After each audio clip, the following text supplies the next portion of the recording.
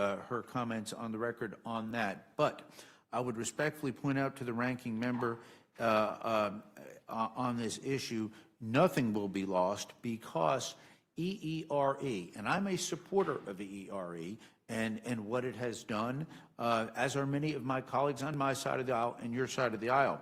But as we look at the Inflation Reduction Act, prior appropriation bills, and the Infrastructure Investment and Jobs Act, which was passed and signed into law, there was literally, Mr. Ranking Member, so much additional funding. It would be like 10 years or so worth of funding given to EERE. They can't spend the money that they've got.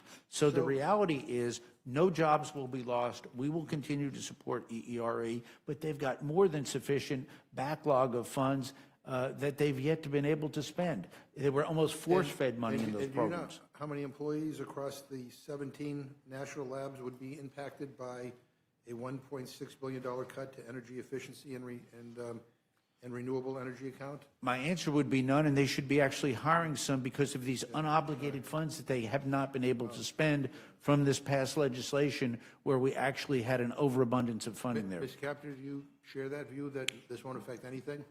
Unfortunately, I do not share that point of view, Mr. Ranking Member.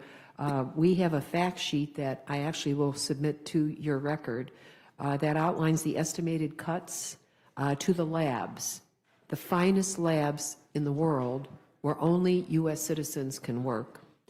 And those reductions are estimated for fiscal year 2026, resulting in eliminating 7,700 scientists and staff. 7,700.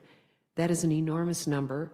And we know that the Department of Energy's fiscal 25 illegal changes could result in more than 3,000 lost lab jobs.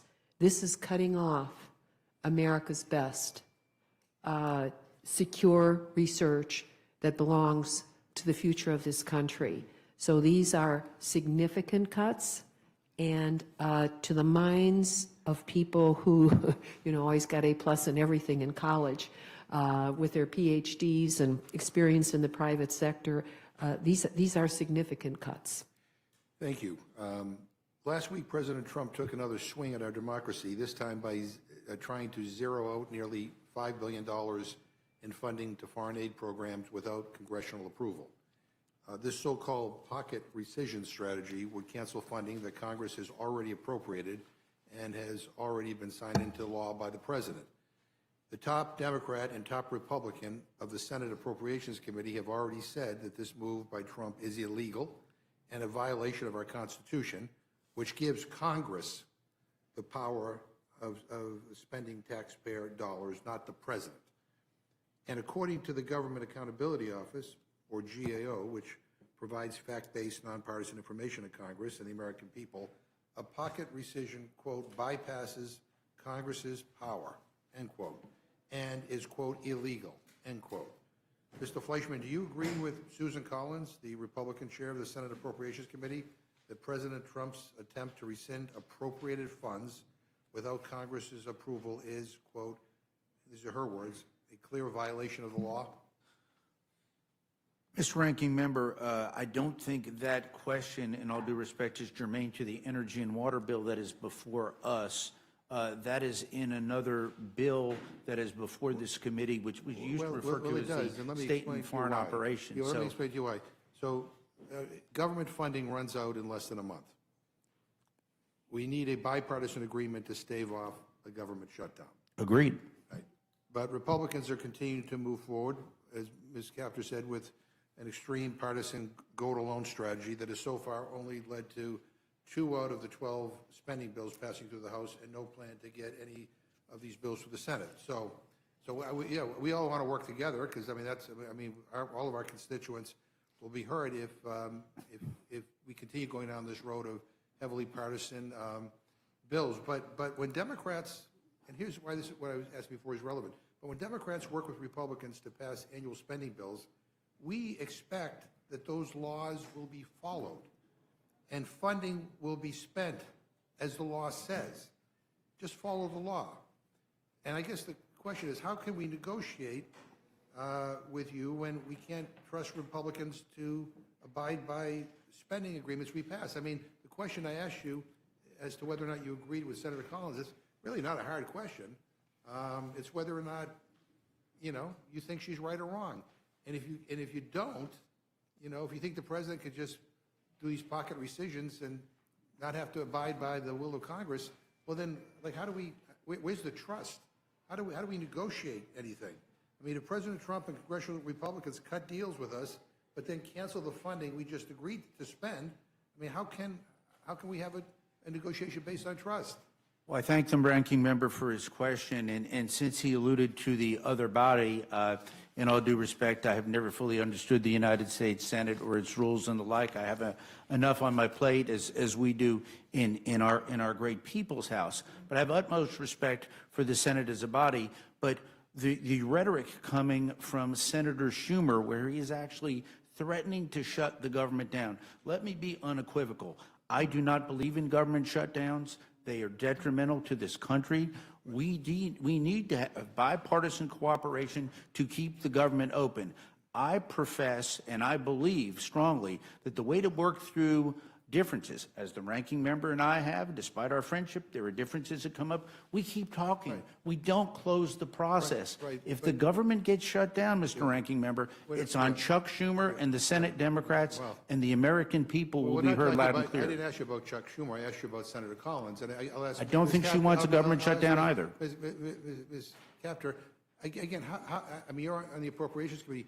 How do you deal with House Republicans on spending levels and on how the money should be spent when we're now seeing that they're not even willing to defend what they voted for in the past?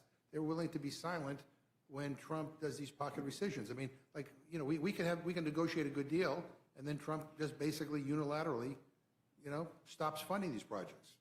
I mean, I think what Senator Collins said is right. I mean, that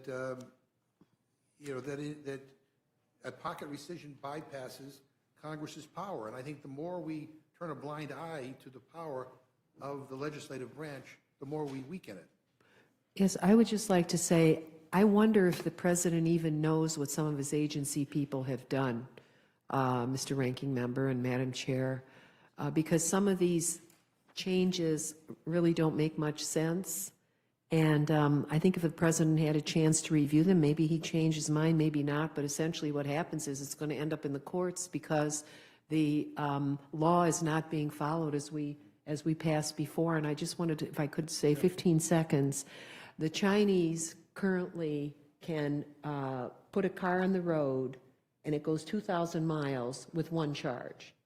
I could go through so many accounts and tell you how we are behind in research we need to do. And these are the labs that produce the future, whether it's nuclear or whether it's commercial. And so I would just urge the majority, and I know I've said this respectfully to Chairman Fleischman, I think we have to, he and I want to follow regular order, but there are other people involved that don't want to follow regular order. And, but to cut the labs at this level is not in the country's best interest. And I thank you. That's an excellent point. Just, Mr. Fleischman, just one more time. I mean, again, Susan Collins, the Republican chair of the Senate Appropriations Committee, said that attempts to rescind appropriated funds by the president without Congress's approval is, quote, a clear violation of the law. Do you agree with that sentiment? I mean, whether it's Trump or Biden or any future president, I am deferential, Mr. Ranking Member, to not only the administration, and I do trust President Trump and his discernment in these issues, but I also trust House and Senate appropriators to get the job done. And ultimately, as the Ranking Member knows, it's going to take 60 votes in the United States Senate to affect anything. If you vote to appropriate funds, right, again, this is not a trick question. I mean, would you agree that the president, any president, doesn't have the right to unilaterally, revoke those funds without congressional approval? I mean, Whether, it's a fair question, whether Republican or Democratic, Yeah, I mean, we the don't- change, there is flexibility built into these accounts, and the executive branch has to deal with the day-to-day situations in the country and the world, and that's why that there is flexibility built in. So I do trust what President Trump would do in terms of these decision makings. I think our job as appropriators is to give, first of all, keep the government open. Secondly, give a framework and adequately fund the government, which I think the Republican majority can and will do, and then basically work with our colleagues in the Senate and the White House to make sure this country is run well. And again, I think if anybody were listening to your answer right now on the Democratic side, either in the House or the Senate, it is really alarming, because basically what you won't answer is whether or not we have the power of the purse, whether we can appropriate funds, and the only way to not utilize these funds is for Congress to decide. I mean, you voted for a rescissions package. I mean, I mean, I didn't like it, but you can do that. But the idea that we're willing to say that, you know, the president, we can't answer whether the president has the right or not the right to be able to do what he's doing. I mean, that makes it very difficult to have a negotiation. But I thank the gentleman. I yield back. Thank you, Mr. Thank you, Mr. McGovern. Ms. Fishbach, you're recognized. Thank you, Madam Chair. And Chairman, we know that the Americans in general are asking for us to cut. They are asking for us to have a responsible budget.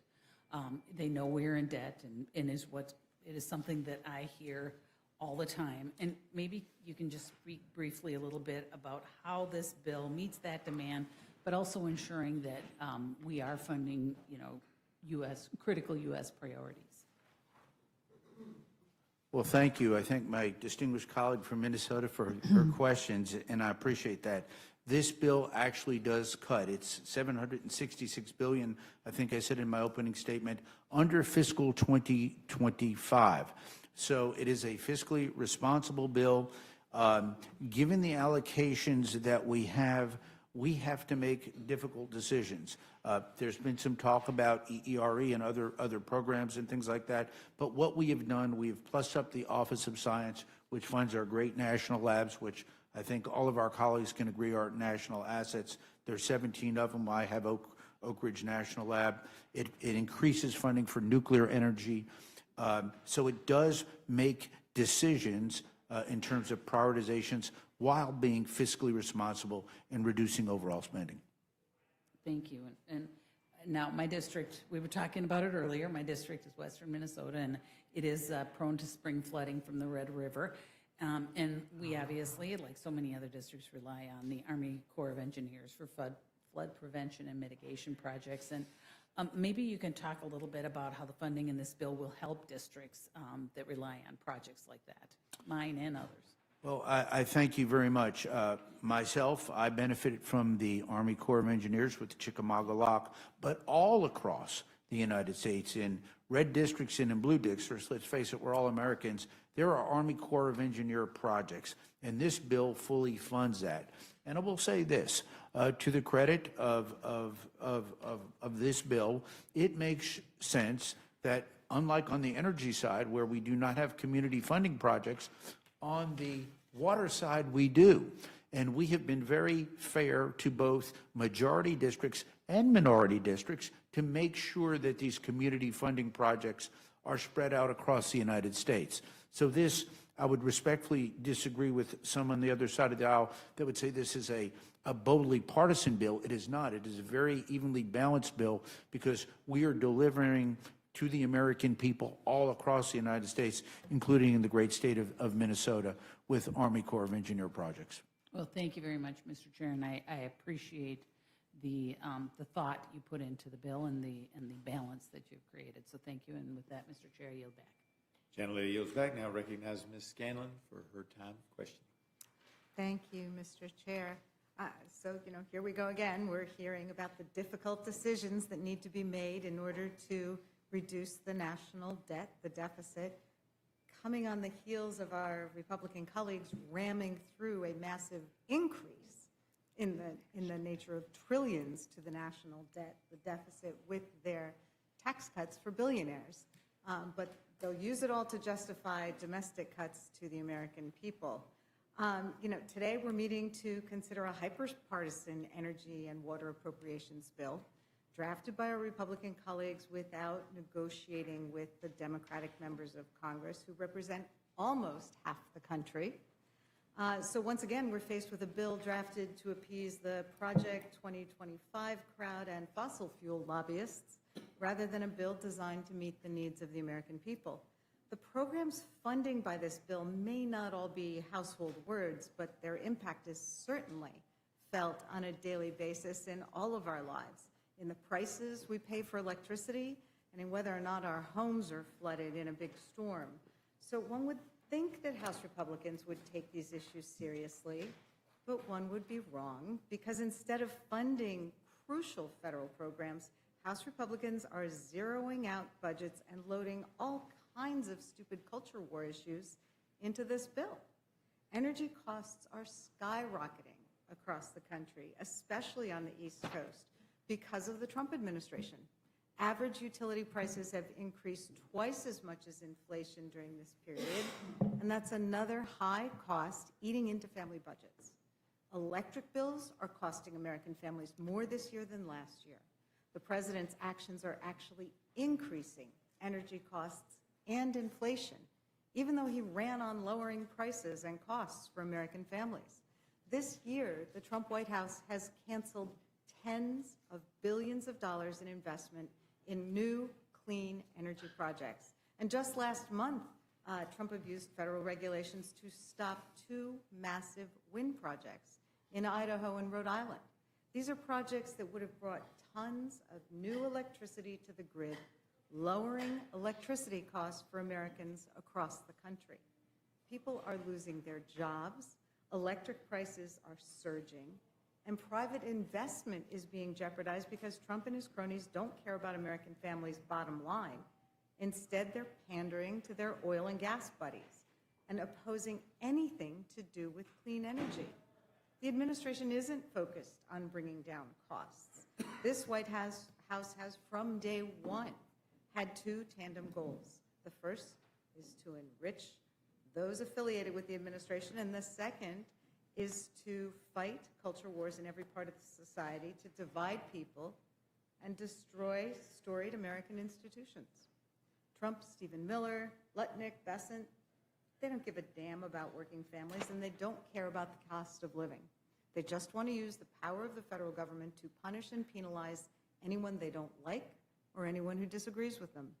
Eager to play their part, House Republicans have drafted a radical partisan energy and water appropriations bill that guts any program related to clean energy. In 1 year, China installed more wind and solar power than all of the renewable energy in the United States.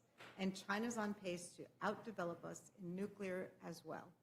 Instead of embracing all of the above energy production, Republicans are gutting funding for wind and solar and doubling down on outdated and dying energy sources like coal. Just last week, on the 28th, the White House ordered that an electricity generating plant in Eddystone, PA, in my district, remain online, even though it was supposed to be closed back in May. This is the second round of orders by the Trump White House to keep older fossil fuel electricity plants online, even though they've become increasingly unprofitable, inefficient, and obsolete. At the same time, this administration has rolled back investments in cheaper, sustainable energy projects, including canceling the wind energy farms, and in the process, they're cutting both good jobs and leading to rising energy costs. It's the kind of boneheaded move that you get from a party motivated by reaction, grievance, and fossil fuel donations. If Republicans were serious about caring about American energy dominance, they'd be supporting production of all energy. But instead, they're trying to kill solar and wind to boost oil and gas, because that's who their donors are. As Republicans ram this bill through Congress, the biggest winners are going to be the American Petroleum Institute and the American Gas Institute. I just don't think that's what the country needs. It's certainly not what I'm hearing from my constituents. Like everyone else, I was home this last month, and as these higher electricity bills are hitting, people's pocketbooks are really hurting. Representative Capter, you talked about how China is taking a step on us by our failure to invest at the levels we need to. Could you talk a little bit more about that? And also, I'm particularly interested in the billions that are being cut that would have otherwise gone to helping schools become more energy efficient, because I know that comes on top of some impoundment of funds just this last year that were supposed to help our schools become more energy efficient. We've seen it be really important to the bottom line in our schools that they're able to have energy efficient systems. Thank you, Congresswoman Scanlon, for pointing those issues out. First of all, in terms of the Chinese, I would just say to all the American people, pay attention, because the amount of research and development that is being done there compared to here and the pace at which it's occurring is serious. I represent both an agricultural and a manufacturing community region, and we need energy on all fronts. We can't tie our champion horse to the last century. We have to move forward. And in terms of battery technologies, for example, the Chinese are way ahead of us. I'm not recommending battery technologies, but some people like those in their cars. Half my staff does, actually. And but the Chinese are very far ahead of us. I mentioned how far they can go, 2,000 miles on one charge, and the car costs about $25,000. If they dump those cars on this market, forget it. When you look at the price of cars here, so we've got a long way to go to catch up. Just in that one sector, we have lost our corn markets. We have lost them to Argentina and Venezuela, Brazil, that are supplying into the Chinese market, for example. And so if it were not for ethanol and biodiesel, our farmers in districts like mine, which is heavily soy and corn, would be, they'd be making less money, and it's becoming more tight for our agricultural community to eke out a profit. So we have to be mindful of the international market and use these programs to catch up to the future faster. And I don't think there's anything wrong with not wasting energy. If we can find a way to save every kilowatt, then let's do it. We were taught as kids, eat everything that's on the plate. Well, we shouldn't leave anything out. And the renewable technologies, and in my region, we're a glass center of the world. Whether it's Libby Glass, Owens, Illinois, Owens Corning, First Solar, we have domestic companies that can compete, but they're not quite as cost efficient as the Chinese are, and they dump strategically. So we need the research in order to advance the technologies rather than throttle this down when we have this fierce competition staring at us, and the tariffs won't solve the problem of invention. You have to allow the scientists and the inventors to do that. So thank you for pointing out how important that really is. And these cuts to the renewable energy accounts, energy efficiency and renewable energy, it's both things, not wasting anything. I could go into geothermal and what more we can do on that front, but I won't go into it. But we're not catching the future fast enough. And these cuts, 47%, half of the money in those accounts, that's really pushing America backwards where we can create new forms of energy. Yeah, I think I've seen across my community folks being very eager to embrace newer technologies, both for the impact on the environment, but also to address the costs that people have right now. And we saw a huge surge when there were some tax credits available for our school systems to put solar on our schools because it would reduce their costs for the taxes for the schools, but it would also promote some environmental objectives. And labor was on board because it was more jobs there. So it can be a win-win-win if we can get the investment that we need. If I could just take 30 seconds to say, I've encouraged every school I represent, especially the high school level, give a solar panel to your school as your departing class gift, and maybe after 10 years they'll really be able to do that on the roofs or get corporations to help donate that. So pointing out the schools is terribly important with the cutbacks to education. and saving on some of those sunk costs of energy in the schools. And by the way, what we're inventing in our district, just so you know, we have windows now where you can plug in, they're solar windows, you can plug in your iPhone to the window. There are technologies being invented that I invite everybody on this on the Rules Committee to come with us to some of our labs, see the future that's being invented. Don't throttle it, please. Thank you. Thank you for your testimony. I yield back. Gentlelady yields back. Now recognize Mr. Norman for his time question. No questions, other than thank you for bringing this forward, you know, to release our energy in a country that needs it now more than ever with the growth we've had that President Trump has released on this country has been unbelievable. So thank you for doing this, Chuck. Thank you, Mr. Norman. I agree with the gentleman. Gentleman yield back. Does the gentleman yield back? Gentleman yields back. Now recognize Mr. Neguse for his time of questioning. He passes to Ms. Ledger-Fernandez. Recognize Ms. Ledger-Fernandez. Well, it'd be nice to not be the last one on the Democratic side where I say, is there anything else you want to say, Ranking Member? But I really do want to say that you know, I'll have some questions later, but I think, you know, one of the things that's great about this bill, Chairman Fleischman, is the fact that there is the funding for the Navajo Gallup water project. As you and I have discussed, is that nearly 1 in 3 families on the Navajo Nation live without running water. Families have to haul their water for miles just to cook dinner or wash their babies. When you ask children, what does water look like? They draw pictures of trucks. They all happen to be, I think, Ford, with the water tanks in the back. And this bill has continuing authorization for this funding. Chairman Fleischman, at the not dedication but groundbreaking ceremony, the Navajo had a beautiful blessing ceremony.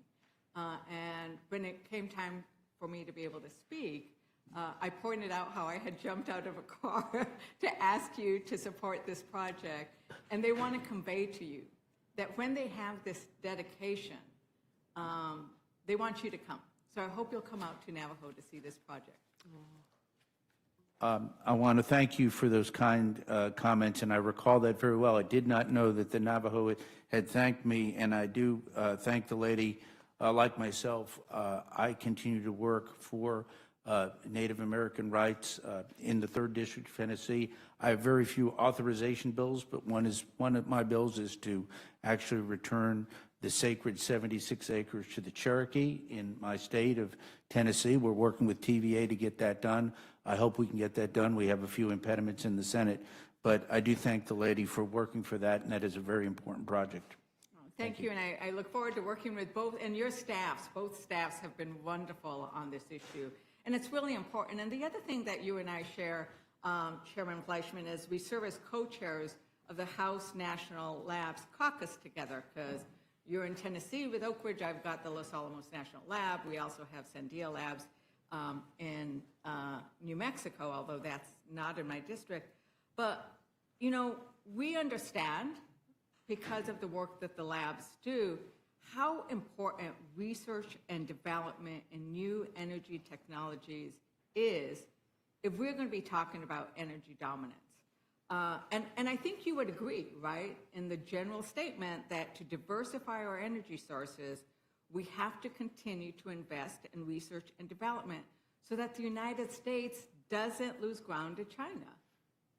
You agree with that general statement? I do. Yeah.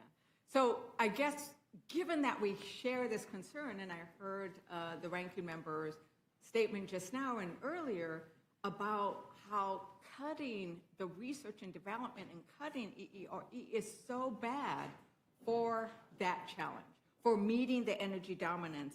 And you, earlier when you were, when Ranking Member McGovern was pointing out the massive amounts that Tennessee and Oak Ridge National Lab are estimated to lose if this bill becomes law, that's $102 million. Is that correct for Tennessee? That's a 55% cut, Chairman? Well, I would point out, as I did to the ranking member, I'd point out to the gentlelady that because of, first of all, I support ERE, but we have actually increased in this bill over OMB's request funding for the Office of Science, which funds all 17 of the great national labs, including Los Alamos. But I would respectfully state that the overabundance or backlogging of funds from those other largest bills that were previously passed that I alluded to have literally given these programs up to 8-10 years worth of funding in one shot. They can't spend all the money that they were given in that. So there are some reductions, but I do not see any reductions in staff. As the gentlelady knows, most of the national labs are contract employees contracted to DOE, like at my reservation, the University of Tennessee, and Battelle runs my lab. I think actually Battelle and I believe it's Texas A&M runs your lab, I believe, at Los Alamos. But they do a very good job, by the way.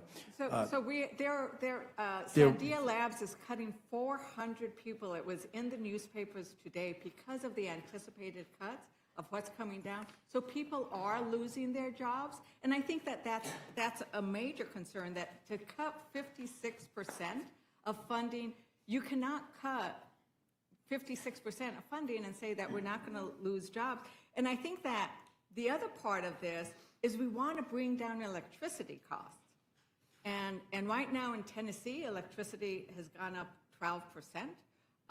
And these kinds of, we need to invest in the range of activity and not single out things like wind energy, which has such low costs of electricity. I think the project that Trump cut was going to be 7 cents a kilowatt hour. So I think we need to make sure that when we talk about energy dominance, it includes all forms of energy and that we bring down energy costs. And I think that's one of the things that you were trying to get at. Is that correct, Ranking Member? It is, and we can't afford to waste any kilowatt. And we need more than one type of energy production, whether it's fuels for vehicles, whether it's the way in which we heat and cool our homes, our factories. We're discovering, it is amazing what we are learning now about geothermal energy. And the chairman and I both support the tax credits that have been extended for that sector. But we have to play the energy piano on all keys.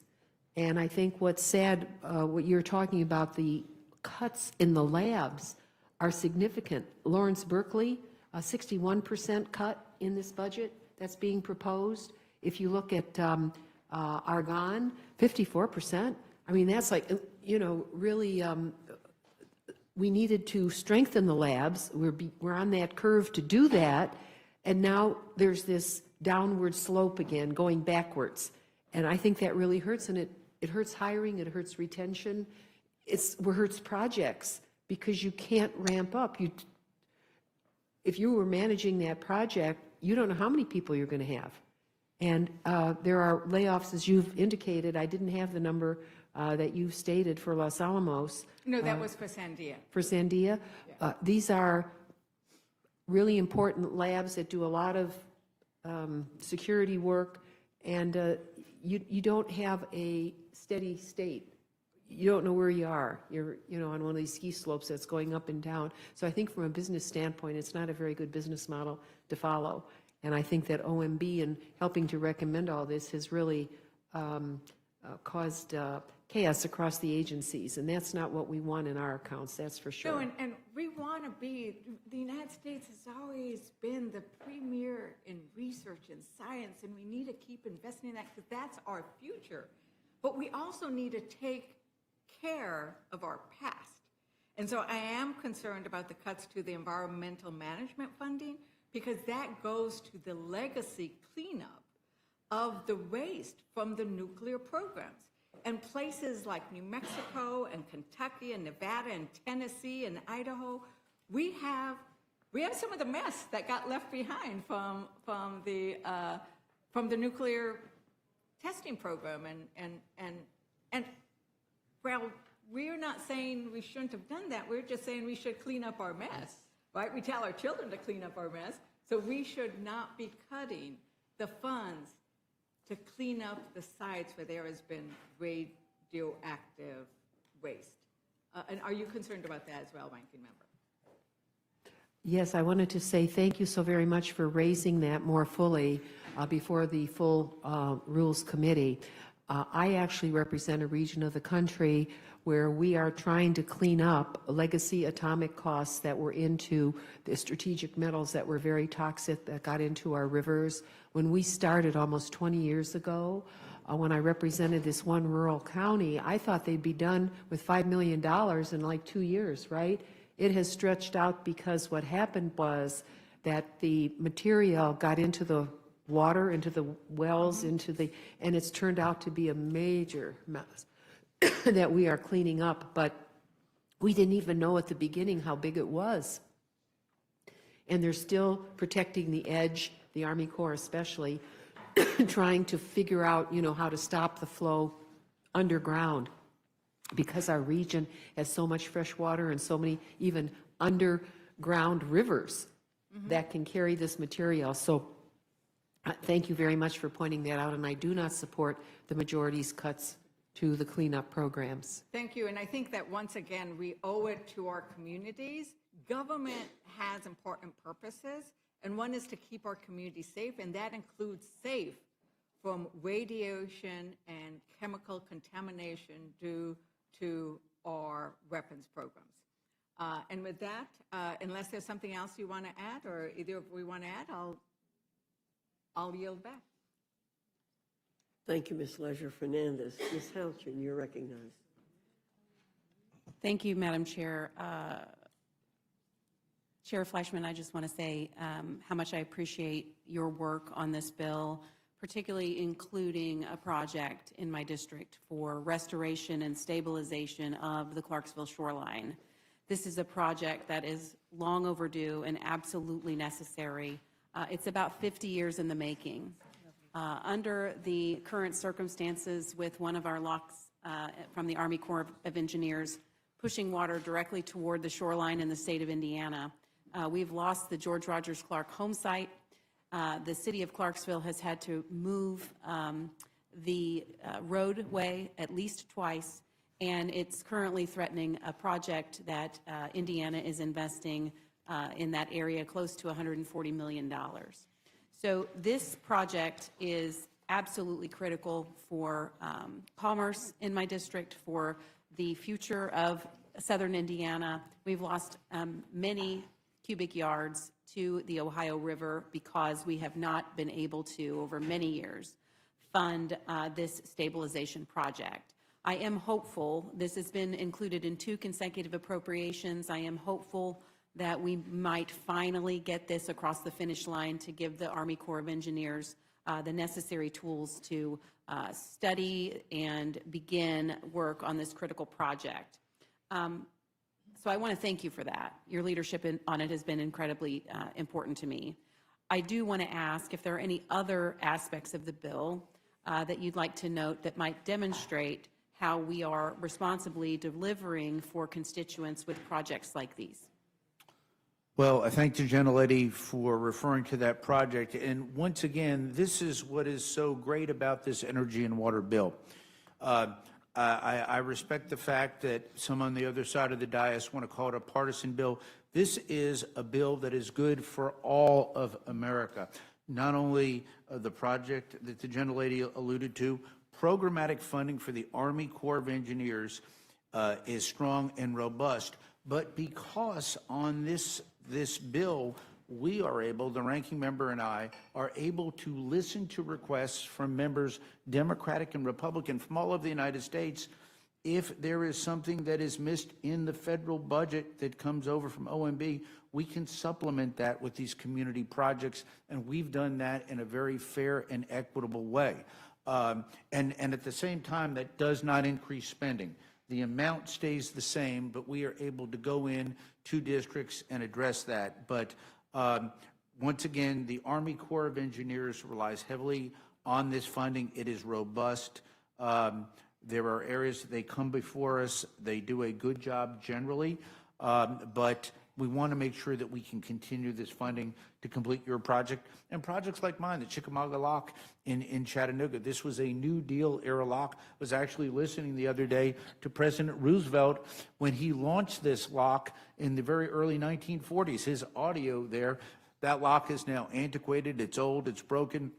We're building a new one. And I think the American people really can take solace in the fact that that is really what the spirit of this bill is on both the energy and water side. And I thank you. Thank you. And I'm glad that you mentioned the lock and dam system specific to the Army Corps of Engineers because the district runs along the Ohio River. Our commerce relies heavily on a functioning lock and dam system across the Ohio River. And our funding in this bill for the Army Corps of Engineers helps ensure that commerce can keep moving. We can get products out of the United States through the river system and our inland waterways, and that we can do so efficiently with no delays because the cost of a closed or malfunctioning lock is substantial if that commerce has to be shut down. So I thank you for your work on this bill. I look forward to supporting it on the floor. Thanks for your leadership and support for the Clarksville shoreline. Thank the gentlelady for her kind words. Thank you. Thank you, Madam Chair. I yield back. Thank you, Ms. Houchin. Mr. Neguse, you're recognized. I thank the chairwoman. Good evening, I say good afternoon, to Chairman Fleischman and Representative Capter. I'm grateful to both of you for being here for your respective testimonies. I would echo the concerns that were articulated by my colleague from New Mexico with respect to, in particular, the remediation and cleanup costs associated with nuclear waste and the fact that this budget zeroes that out. But I guess I know you've had a very robust conversation with my colleagues, it sounds like, especially with our ranking member, about the energy efficiency and renewable energy program cuts, Mr. Fleischman. And I wanted to kind of follow up on that and maybe just to put a finer point on it. I'm trying to understand your rationale for the cuts to the energy efficiency and renewable energy programs. Because as I understand it, you can correct me if I'm wrong, the EERE program is going to sustain nearly a 50% cut in your bill, right? As it is written, because as I alluded to in my answer to the ranking member, the previous bills that have been passed and signed into law by the last administration have fully and, in fact, respectfully overfunded for about 8 to 10 years. It'd be like if you had an annual budget for EERE. And by the way, I'm one of Congress's strongest supporters of EERE and ARPA-E, okay? They will sustain cuts under this budget, but it will be higher than what OMB had asked for. So we did actually increase that. But they've got such a backlog of funds that unobligated funds that they can't even spend. They had so much. So what happened with these big bills that I did not vote for, but they are law, they overfunded and overgorged, if you will, these very fine agencies with funds that they can't spend. So when we had to make very difficult choices, the reason is, yes, did we reduce it? We did, but we certainly did not zero it out, and there's more than enough money there for easily a decade in these programs. So I think, and I'm not suggesting you zeroed out that particular program, and I appreciate the context that you provided. My understanding is that year to year, so compared to the last fiscal year, this program is being cut by 50%. That's by your math. I mean, that's not for debate, right? So I understand you're talking about prior years. I get it. I hear what you're saying about the historical funding of the programs. But year to year, it's getting cut by 50%. So running the numbers in Tennessee, because as Representative Ledger-Fernandez mentioned, you, of course, have a very prominent laboratory in your district, as I do in mine in Colorado, Oak Ridge, of course, in Tennessee. Yes, and the gentleman's lab is an outstanding lab as well. I appreciate it. Yes, sir. And we're fighting, tooth and nail to protect it. This bill would amount to about $100 million, $102,170,000 cut from the fiscal year 2024 level for Oak Ridge. Well, so that I can delineate, the gentleman first referred to EERE, but for the Office of Science overall, correct, we have increased funding in this particular bill from where ONB was. So the 17 national labs, ERE is a good program. Other programs are very good. But using OMB as the baseline, I mean, I understand maybe that's an argument that, might be compelling with some of your colleagues on your side of the aisle. I would say OMB's proposal, you're talking about the president's skinny budget, which basically decimates federal science programs in the United States. Using that as the baseline and saying, well, listen, we didn't eliminate these centers or programs entirely, as Russell Vought and OMB want us to do. Instead, we've simply taken this 50% haircut to the the EERE programs. I guess my point here is, my argument would be that, respectfully, my colleagues on the other side of the aisle can't have it both ways. Either these are cuts that are going to have an impact in your district and in districts across the country, potential folks who may be laid off, right, leave these agencies by virtue of the substantial budgetary cuts that you all are making, or they're not. And in my view, I think it's pretty clear this is going to have a fairly sizable impact on the EERE programs that are administered by the Department of Energy. But See, and that's where I would respectfully disagree with the gentleman because of, again, in referring to the Inflation Reduction Act, the Infrastructure Investment and Jobs Act, which I did not personally vote for, but became law, okay? There was such a large infusion of federal dollars to these programs, particularly ERE, they could not spend the money. It would be like having somebody just have a big feast just dropped at the table. They've spent some of them, but they can't spend all of that. And then in looking at that, as we had to make difficult choices, was there a reduction in the funding in an annual year? Yes, but they've got dollars they can't spend. And I would just caution, and I've spoken why would that be a difficult choice?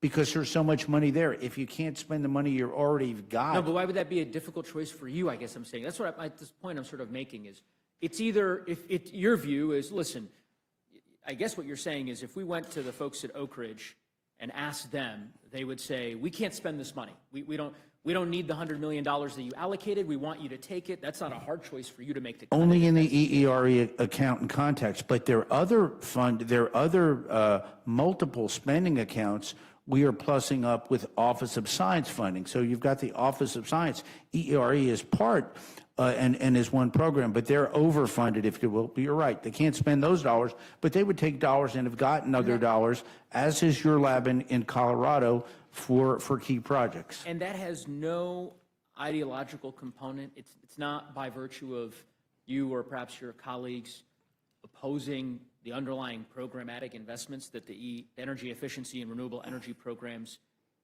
that are implemented. The fact that you voted against these in the Inflation Reduction Act obviously animates some of this. It's not that you're just picking these out of a hat and saying, oh, once that became law and those funds were available and applied, it changed the, if you will, respectfully distorted the entire funding formulas. And that's why, as the ranking member alluded to in her testimony, we want to get back to what we call regular order. I believe the Congress, the House and the Senate and appropriators ought to be able to do that on an annual basis. These largesse bills just basically force-fed so many of these federal dollars to programs that they couldn't spend and still can't spend. So that's how we now as appropriators have to go in and fix that imbalance. Well, I'm happy to yield a minute to the gentlewoman here from New Mexico. I think that it's important to recognize that where we are at in the United States and where we are with regards to looking at energy independence using all of our resources is that we need to play catch up. And this isn't largesse that wasn't going to be spent. This was going to be spent. There were projects that were intended, that were being looked at. There were projects across the country that are being looked at for it. This is intended to help people save money in their electrical bills, save money with regards to resiliency. These are projects that have jobs and they have benefits. And so it's not largesse, it is investment. And I think that that's a real different way of looking at this. It is investment so that China doesn't eat our lunch, which they are doing right now with regards to renewable energy. Yeah, I agree, and I think the gentleman. I'll conclude simply, maybe perhaps channeling my friend Mr. Roy, who may be here a little bit later, or even Mr. Norman, because I think maybe he might agree with me on this. Maybe I'm wrong. My point simply, Mr. Fleischman, is that I think some of your colleagues on the other side of the aisle, on the other side of the aisle, your caucus, would be very perhaps proud to say that these programs should not be funded, and that therefore these cuts are, in their view, the prudent course, because they don't believe that we should be investing in these kinds of programs along the lines of what Representative Ledger Fernandez described. What you're saying is very different. I mean, essentially what you're saying is, well, no, it's not a matter of whether or not I agree or disagree with the propriety of these projects or the necessity for these investments.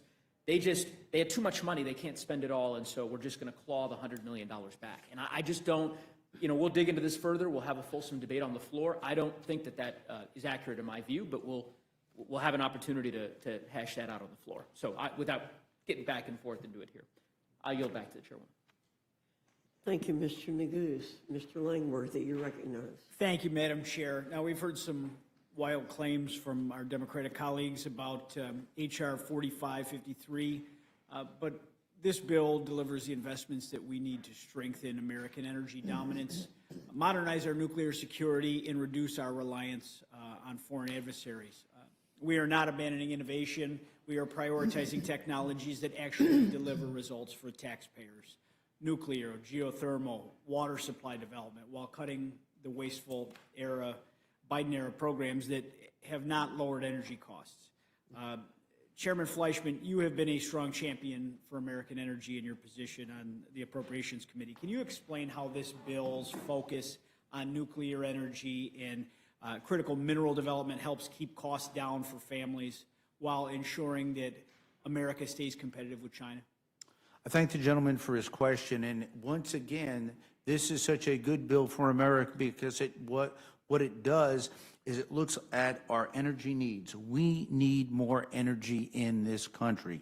There is a dearth of energy. If you look at how our demands for future energy are going to explode, and that's a good thing because that means manufacturing is coming back to America.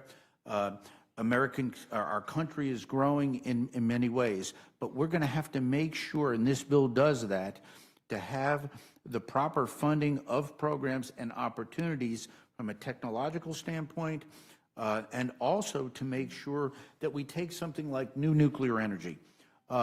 American technology, and we are in a competition with China. We are in a competition even with friends of ours like France and South Korea to develop these technologies.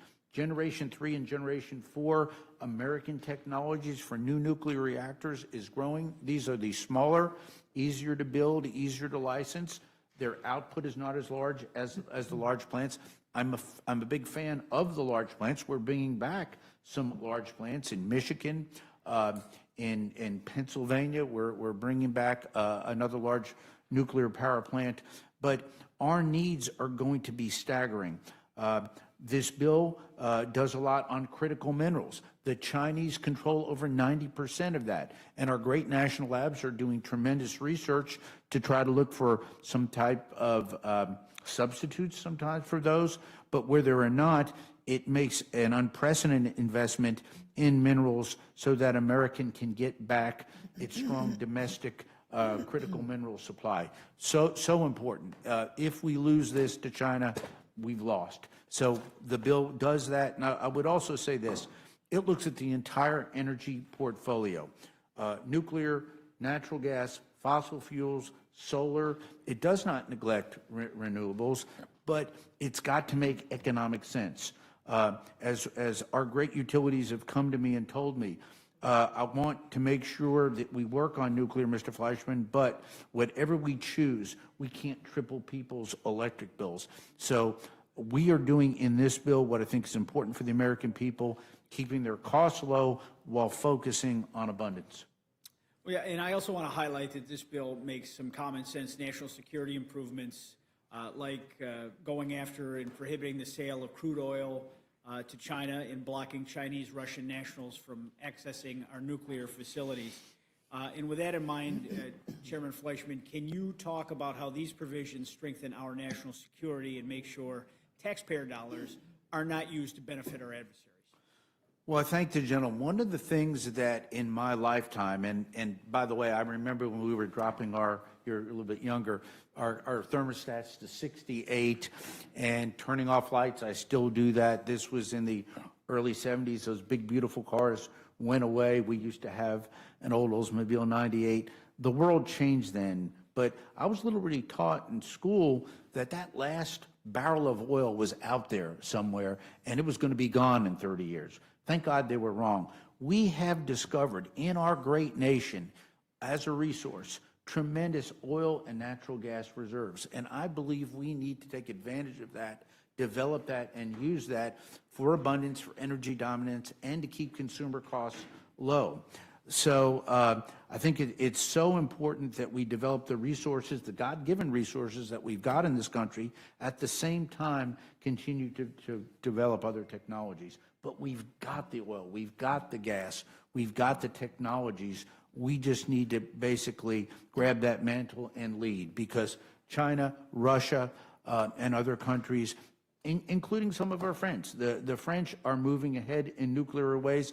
I met with their nuclear minister at the ambassador's residence. We talked through things. They've made tremendous strides, and we can learn from their technologies, and they can learn from ours. Well, thank you very much, Chairman Fleischman, for all yours and the committee's work on the bill. I appreciate your work in bringing us a bill that truly advances American prosperity and also keeps in mind and protects our national security. It sets a responsible course for energy policy and infrastructure investments while making sure every dollar benefits the American people. And I'm proud to support this measure. I look forward to its passage, and I yield back, Madam Chair. Thank you very much, Mr. Langworthy. Mr. Scott, you're recognized. Thank you, Madam Chair. Chairman Fleischman, I'm not so sure that after your comments, you haven't convinced me you should have cut it further. But I just want to, when they did the infusion of cash with the American Rescue Plan, they put that money directly in the agencies, correct? That's correct. So they did not use Congress's Appropriations Committee.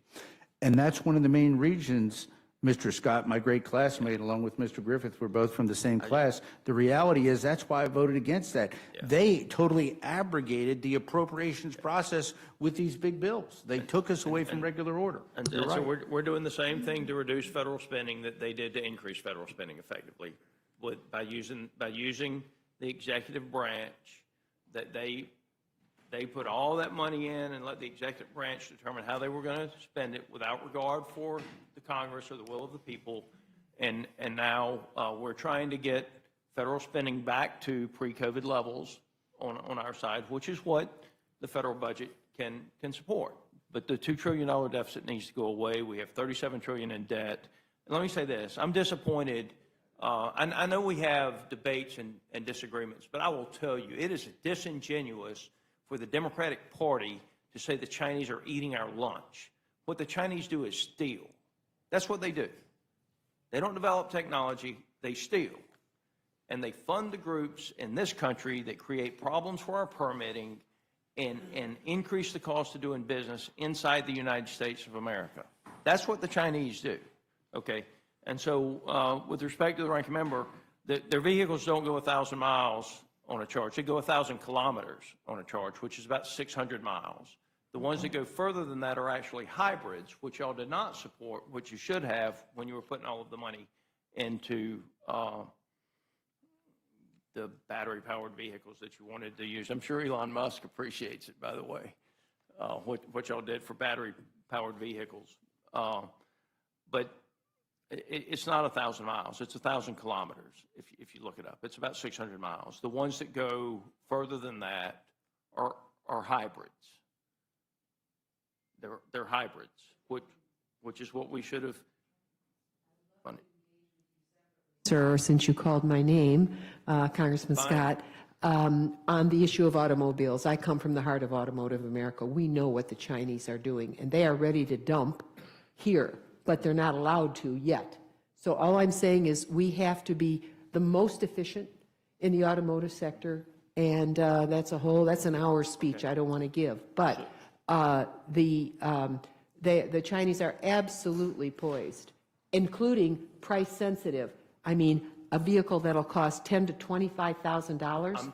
I'm We're not talking going to let about them the in the fa- country, are you but we are not maintaining- poised to beat that. We Are are. you are you maintaining that they have vehicles right now today that go 1,000 miles I do. on a single charge? I do. I think if you check your facts when you return. We'll submit it to the record. I'm just saying, I believe you're wrong. I believe you're wrong. Well, I I'm believe not- you're I'm not incorrect, accusing you of sir. lying or anything like that. I'm saying I believe you're wrong. I think that if you look it up, it will be 1,000 kilometers and it will be 600 miles. We will submit it to the record. I don't need it submitted to the record. I'm just, but where the Chinese have been very creative, and I'm not sure that this bill addresses this, they don't control the minerals. They don't control the mining of the minerals. They control the processing of the minerals. And where the environmentalists have done tremendous damage to our country is by creating a scenario under which we can't get the permits to do the processing of the critical minerals. Now, my question for you, Chairman, is what in this bill is going to help us get around the permitting so that we can actually do the processing of the critical minerals? There's critical minerals in Australia, there's critical minerals in Africa, there's critical minerals all over the place. But it is the processing where we as America have been locked down on this issue. To be candid on the permitting, this is an appropriations bill. We are funding these key initiatives. understand that. And so I think it would be a bit disingenuous for us to attempt in this bill to address permitting. We'd rather leave that to the authorizers, but I would agree with the Well, gentleman. The permitting has to be can be done through the agencies, but I just want to make this clear. There is a difference in getting the mineral out of the ground Absolutely. and the processing of the mineral. And where the Chinese, and I'll say this way, and I hate to give the Chinese credit for it, but where they're winning is on the processing. You have plenty of minerals in Australia. You have plenty of minerals in Africa. You have plenty of minerals in the United States. But the environmentalists, who I believe are funded by the Chinese, create tremendous barriers to us. And if we're not able to actually process the minerals and turn that raw mineral into something that's actually usable, then it doesn't matter if you pull it out of the ground or not. Understood. Will the gentleman yield? I'd love to comment on that. Okay. Thank you very much. I come from a region of the country that is manufacturing America where we process a lot of materials other places don't. So, for example, with beryllium or beryllium copper or titanium, magnesium, all of them. And I was at the fossil fuels lab in the state of Pennsylvania, and where they were actually taking coal and finding a higher use for coal by decomposing it into various minerals that are in coal that they're hoping would get a greater price per ton. Would you acknowledge that coal is where China gets the majority of its energy? I don't, well, they were, yes. Coal is where China gets the Yeah, majority they of their energy, pollute. so let's not give them too much credit for being a clean energy mecca. Like, Well, I don't give them credit for that. But anyway, my point is that you are correct in being concerned about strategic minerals. And I think that in our country, we're doing our best to not only mine them, but to process them. And it happens in districts like ours. We are short on some, and China has gone around the world and bought up a lot of supplies. How long would it take you to get a permit in this country to build a processing facility for critical minerals? Well, 20, all I 30 know is the years? companies Like after that the I next World War, represent maybe? already have them, sir. I disagree with you on that. I'm over my time, Madam Chair, but it is the processing of the critical minerals that this country better start taking very seriously and paying attention to. I yield. Mr. Griffith, you're recognized. Thank you, Madam Chair. I found it somewhat interesting that some of my colleagues have said that we should follow the Chinese on wind and solar, and yet we should not follow the Chinese when it comes to coal. My colleague, Mr. Scott, just mentioned that the Chinese use an awful lot of coal. They're building coal-fired power plants left and right, and they don't use the cleaner technologies that we have developed in this country. And the bottom line is that my district, when I was a much younger person, had the third or fourth lowest electric rates in the country. And our electric rates have gone up in large measure because we have banned fossil fuel. And the truth of the matter is, whether they're funding the environmentalists or not, the Chinese don't want us to use our fossil fuel resources. We have the most coal. In my district, stretches over a little bit into West Virginia, maybe a little bit into Kentucky. We have a seam of coal that is the most volatile, meaning it produces the most energy of any coal in the world. We have the best coal, we have the most coal, we have the most natural gas, and we have a whole lot more oil than China does. Of course, the Chinese don't want us to use that asset because it gives us an edge. If we were to actually use all of our resources, it gives us an edge in the AI race. And that's why they don't want us to use it. And so they're perfectly happy moving towards these other things. But if we're going to follow the Chinese on wind and solar, we should take a look that they don't rely simply on wind and solar. They don't rely on renewables in order to power their industries. They are relying in large measure on coal. And so I think it's something that we need to be aware of. And if we're going to talk about the Chinese, we have to talk about that too. Wouldn't you agree, Mr. Chairman? Yes, sir. And once again, when we were alluding to the wonderful, vast resources we have in this country, whether it's coal, oil, natural gas, we are blessed to have that in this country. And the more of it we produce, the lesser the rates will be. It's simple supply and demand. And certainly we ought to keep up, as you've mentioned earlier, with the French on producing the small modular reactors. And my district doesn't have any. We want some. But 6 or 7 miles, maybe 10, outside of my district, we have BWXT that makes all the nuclear reactors, which are basically small modular reactors for the United States Navy. And then not too far from your district, and in between yours and mine, is Irwin, Tennessee, where BWXT also does a lot of stuff. And then, of course, you have the other issues in your district as well. And then, if I might, Mr. Chairman, just briefly state that I'm so pleased to hear you talk about the Army Corps of Engineers and how they're fully funded. We have lots in the mountains of Western Virginia. We have lots of flooding issues. And my district is so long and so large that I work with, my team works with 4 different Army Corps of Engineer offices. Norfolk, Huntington, West Virginia, that's Norfolk, Virginia, for those who don't know. Huntington, West Virginia, Wilmington, North Carolina, and Nashville, Tennessee, because my district stretches so far west. In fact, they often talk about Lee County is closer, I think, to 9 state capitals than it is to Richmond, Virginia. So I appreciate the fact that that's fully funded and aggressively funded, because my folks need it, not just for flooding issues, but for water programs and sewer programs and others.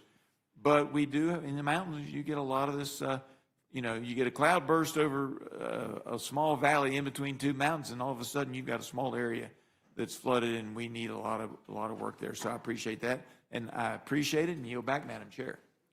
Thank you. Thank you, Mr. Griffith. Mr. Jack, you are recognized.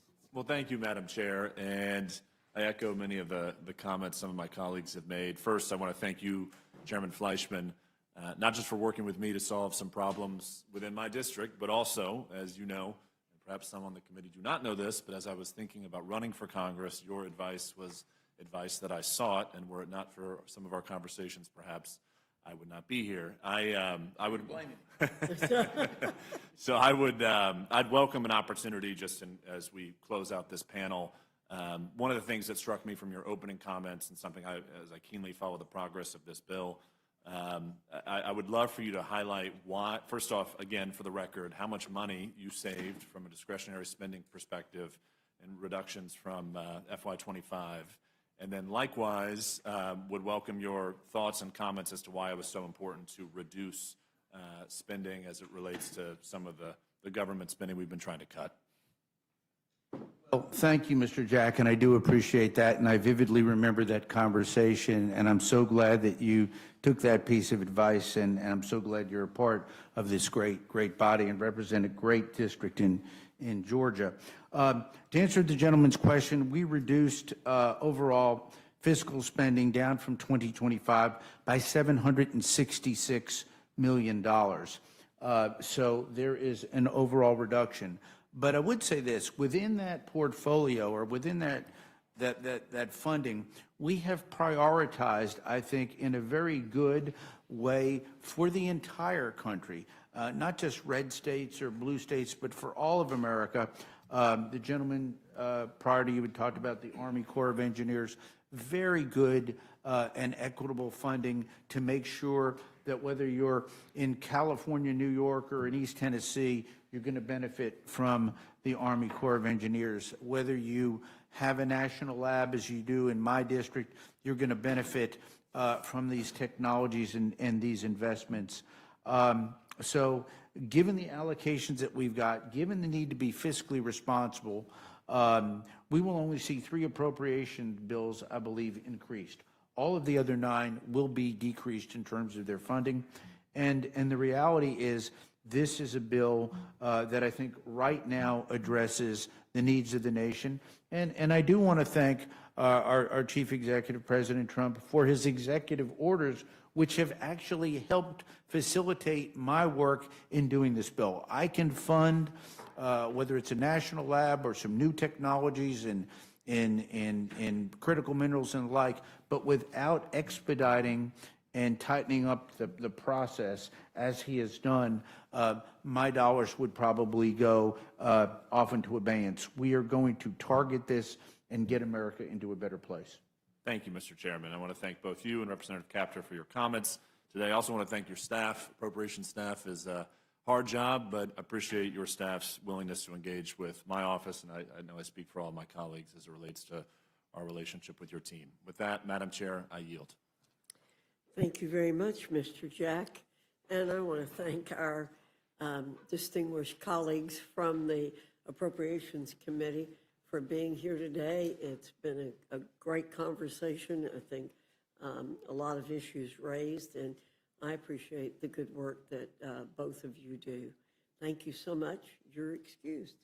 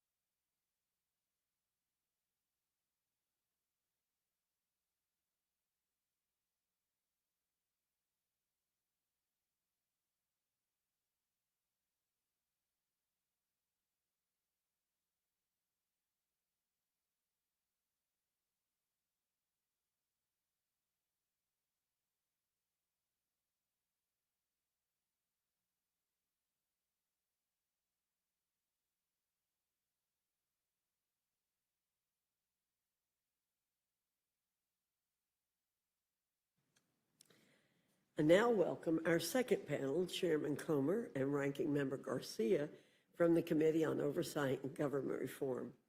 Your full statement will be submitted for the record, and we ask you summarize your statement in 5 minutes. Chairman Comer, I welcome your testimony. Thank you, Dr. Fox and Mr. McGovern. Today, the Oversight Committee met with survivors of the crimes of Jeffrey Epstein and Ghislaine Maxwell. Their stories are heartbreaking. What they have suffered and endured should never have happened and is sickening. They were not only victims of crimes, but were betrayed by their own government. Since 1996, let me repeat that, since 1996, the FBI has ignored tips. Then, U.S. attorneys gave Epstein a sweetheart deal to avoid significant jail time. The government simply disregarded the law and ignored the victims of these crimes. It was and is unacceptable. For the past 6 weeks, the House Oversight Committee has worked tirelessly to request documents and testimony regarding Epstein and Maxwell. We have subpoenaed Maxwell for a deposition, DOJ for documents, 10 former federal officials for depositions, the Epstein estate for documents, and agreed to a transcribed interview with Alex Acosta. This is the most thorough investigation into Epstein and Maxwell to date, and we are getting results. We have already deposed former Attorney General Bill Barr. The Department of Justice provided nearly 34,000 pages of documents and will produce more, which are being made public as we speak. When we conclude this, all those documents should be online unless we have a crash or something with the computer. The estate will begin producing documents September the 8th. That's the Epstein estate. The committee is working at an unprecedented pace and doing the work as it is supposed to be done. What we heard today is that these survivors support these efforts and support transparency and accountability, goals we all share. This resolution furthers those goals. It supports our work. It supports the release of documents. And most importantly, it achieves what the survivors want. There is no question that Epstein and Maxwell were terrible criminals. With your support and the support of the House, we can continue to do the work to provide closure and justice to the hundreds of victims. I urge support of this resolution, and I welcome your questions. Madam Chair, I yield back and thank you for being in that discussion today as well. Thank you, Mr. Comer. Mr. Garcia, you're recognized. Thank you, Madam Chair. I just want to begin in a very bipartisan manner. Earlier today, I think both Republicans and Democrats got a chance to hear just horrific stories and to hear these incredible and brave women. Thank you. Earlier today, we heard, of course, these horrific stories from these women who are incredibly brave and the courage that they showed to be here to share stories of sexual abuse, some of them when they were girls, young girls, I think has shaken a lot of us on this committee and reaffirmed our commitment to the truth and transparency. Now, the Oversight Committee, particularly Democrats, are going to continue to investigate the Epstein files and bring justice to the victims of these heinous crimes. After meeting with the survivors, of course, of Epstein and Ghislaine Maxwell, we're once again reminded of the monstrous actions that they took against over 1,000 women and girls. It's important that we center their stories and work for accountability. And I want to just remind this committee and the public that Jeffrey Epstein and Ghislaine Maxwell are monsters, criminals, liars, and in no way should they be lionized or supported. And it is an outrage that Ghislaine Maxwell has been moved to a facility where she is now more comfortable. And I think it's also appropriate to say that that was also horrifying to the women in the testimony that we heard today. And re-traumatizing the victims because of this move is shameful and should never have happened in this country. When you harm innocent women and girls, you should be held accountable, and I'm hopeful that in a bipartisan way this committee will do that. Now, I appreciate that, of course, close to 34,000 pages of documents have been released by the Department of Justice. That is complying with the subpoena, of course, that was put forward. But over 97% of those documents have already been released to the public. And I'm glad that we're releasing all those files to the American public. Most of it's already in the public record. What we need right now is full compliance with the subpoena. And the Attorney General, who once said that the files were on her desk, should release all the files immediately. There cannot be additional failures or additional cover-ups by this government that has already failed these victims now for decades. That cannot continue. We've got to follow the facts, we've got to get all the files out to the public, and we've got to ensure that there's justice for all of the victims and the girls. I also just want to add that Oversight Democrats have supported every single time there's been an opportunity to support transparency. We, of course, forced a vote to release and get the subpoena out. We will continue to take those actions. But any action that promotes transparency, we're going to support. If there's going to be a resolution, of course, it's going to come in front of the Congress to support additional transparency and openness in the Epstein files, we are going to support that. And any other committee that brings forward any other resolutions, we will support. But that does not somehow supplant the work on the discharge petition that Congressman Khanna and Congressman Massey are moving forward. We will continue to support that discharge petition, and we will support any other resolutions that come forward that also holds Epstein, Ghislaine Maxwell, and anyone else accountable. And I'll conclude just by saying that it is our hope that this investigation takes on and leads us to the truth, and we do not care how powerful you are, what political party you're in, how much wealth you have, or how connected you are. If you cause harm to these women and these girls, then we're coming after you, and justice should be served. And with that, I yield back. Thank you very much. Chairman Comer, would you like to respond to anything Ranking Member Garcia had to say? I appreciate his statement that this has been bipartisan thus far. I think this is an opportunity for this committee to demonstrate that we can work together in a bipartisan way. This is a bipartisan issue. Every Republican I know in Congress wants the Epstein files to be released. Every Republican in Congress I know wants the people that were trafficking women to be held accountable. Every single Republican I know wants the government officials who were involved in any potential cover-up or blackmail operation, if there was one, to be outed and held accountable. So we're going to try to do everything we can to get this, and I think we've demonstrated that. I'm a Republican. We subpoenaed Bill Barr. We subpoenaed Alex Acosta. We've subpoenaed Pam Bondi for the Epstein documents. I don't remember when I was in the minority, a Democrat chairman subpoenaed any Democrat officials in the administration. So we've demonstrated we don't care about political party. We don't care about what your last name is. We don't care how powerful you are. We want to know the truth, and we're doing everything we can. And I hope that the Democrats will work with us in this endeavor, and not politicize it. Thank you. I agree with you, and I was in that hearing for the meeting with the victims today, and I appreciated very much, Mr. Garcia, what you said about this being a bipartisan effort and there being so many Democrat members there. But I also agree that there hasn't been this level of interest in this issue before. Right. I've been here a long time. It dates back, what we learned from today, it dates back to 96. It dates back 6 prior administrations. So there have been many other administrations that could have released it and for whatever reason hasn't. But thus far, this administration is producing documents like we've asked, and I appreciate that.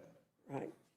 So you've stated a little bit already, the information you've already received from the Trump administration after the subpoena for the records was executed, and how quickly the committee started receiving the information. Yeah, as soon as the subpoena went out, we heard from the Department of Justice.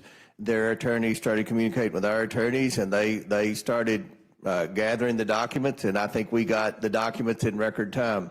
I can't remember a time when we subpoenaed the Merrick Garland Department of Justice and never got anything from them. So I applaud the Pam Bondi and the Trump administration for working with the committee and for being transparent. And as you just mentioned, there have been times when you have requested information. I can remember I've been here 3 months, and I was on the Oversight Committee, on the subcommittee, and we had a bureaucrat come in, and the chairman of the committee said, I've asked you for 3 years to give us information. And the person just sat there and wouldn't say a word and wouldn't respond in any way. wouldn't you rather have a subpoena in hand above everything else, even a law passed by Congress? Absolutely. Which can be challenged in court immediately to get this information? Absolutely. We're doing what that discharge petition wants done. And we're 3 steps ahead of that discharge petition. We've already deposed former Attorney General Bill Barr.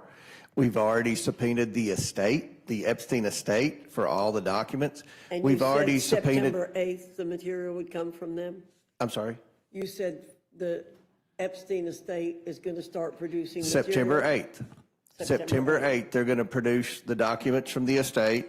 I believe September the 16th or 19th one, Alex Acosta's coming in for a deposition. And I know that during our discussion, Ms. Crockett and Raj Krishnamurti, I believe, asked questions about what we should ask Acosta. So everybody, both sides are going to get equal time to interview Acosta on all of that. And again, the administration has complied with our request, and I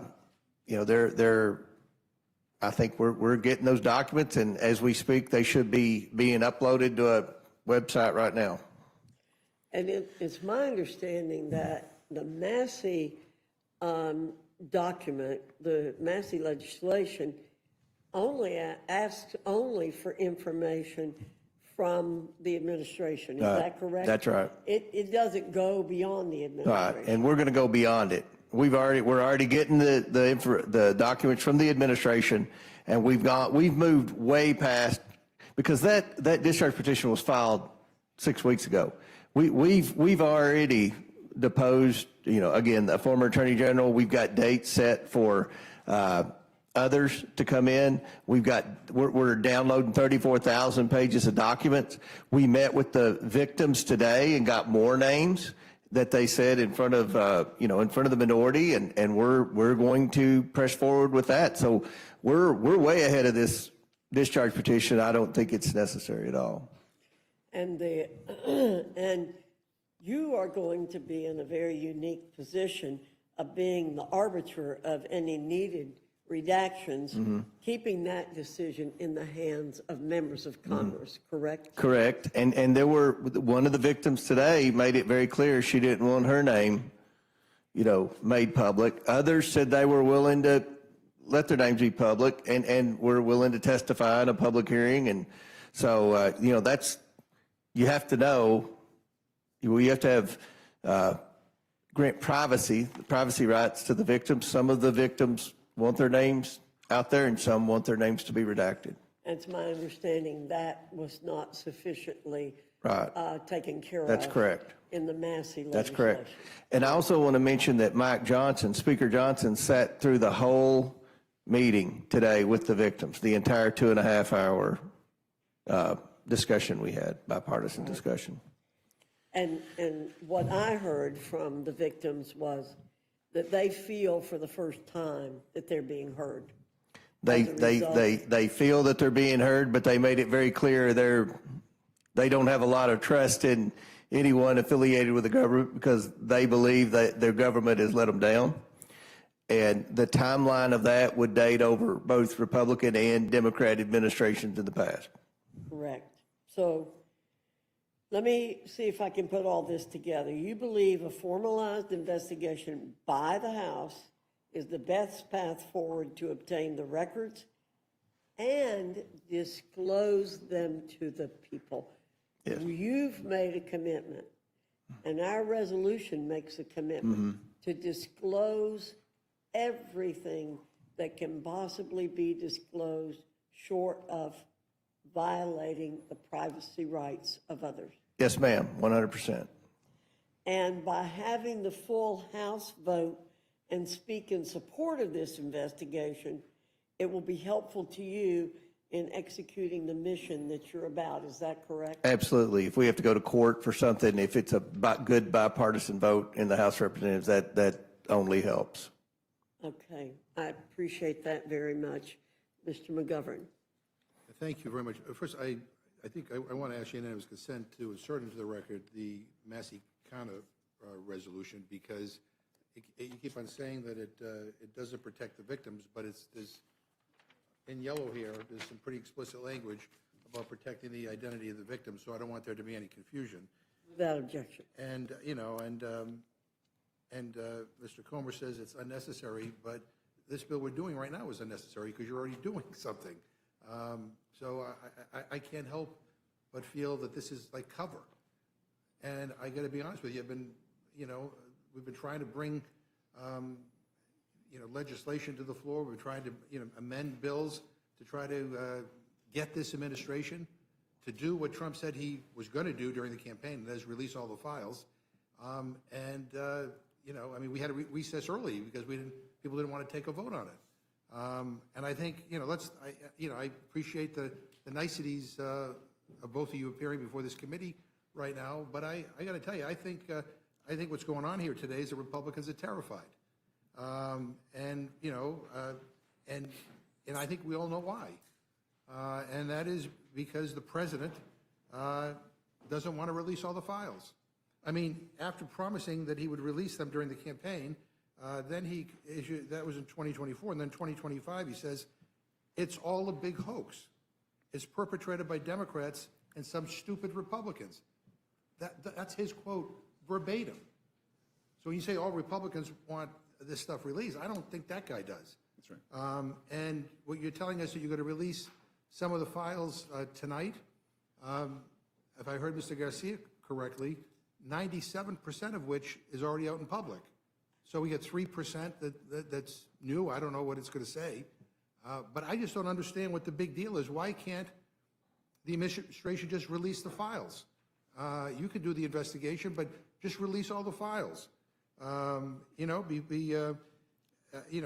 Trump and the people he put in charge of the FBI and the DOJ promised that they would. And it's just kind of strange that they haven't done so yet. I mean, don't you think? I mean, we just want to know, what are they trying to hide? Why is this such a difficult thing for them to do? Before we left for recess, you guys all told us that you wanted to release the files and that a non-binding resolution authored by Mr. Norman was an important step forward to getting the Epstein files released. Why hasn't that been called up yet? Mr. Scott had the authority to do so for weeks. He could do so this week. Hasn't done it. I don't know why not. Maybe Mr. Norman can explain to us why his Epstein resolution never made it to the floor. Maybe Mr. Scott can tell us why, would like to share with us why he decided not to call up the rule for its consideration when it was well within his power to do so. But honestly, the answers they give really don't matter because the resolution was nothing more than a distraction to buy time. And I think we're doing the same again today. But today's resolution is even worse. At least Mr. Norman's do-nothing resolution had a deadline of 30 days. If I'm reading your resolution correctly, there's no deadline. It's just an open-ended distraction with the same goal.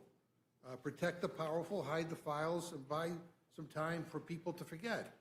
So, all that has to happen for the files to be released is one thing. The Trump administration needs to release them. That is all. And if that's too complicated for some Republicans to get their arms around, that's okay, because they're in luck.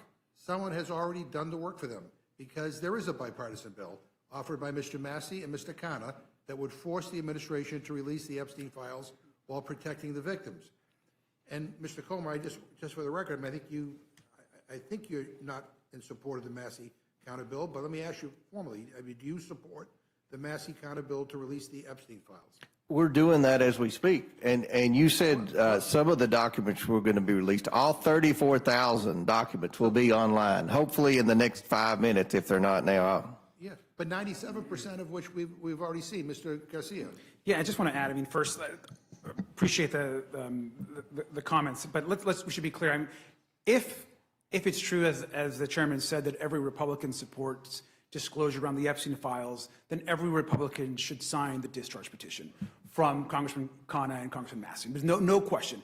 And the key difference in that petition as well is that petition ensures, one, that members of Congress are all on the record on releasing the files, and two, that petition, as you have in front of you, also ensures that the files actually go to the American public, that they're actually released to the public.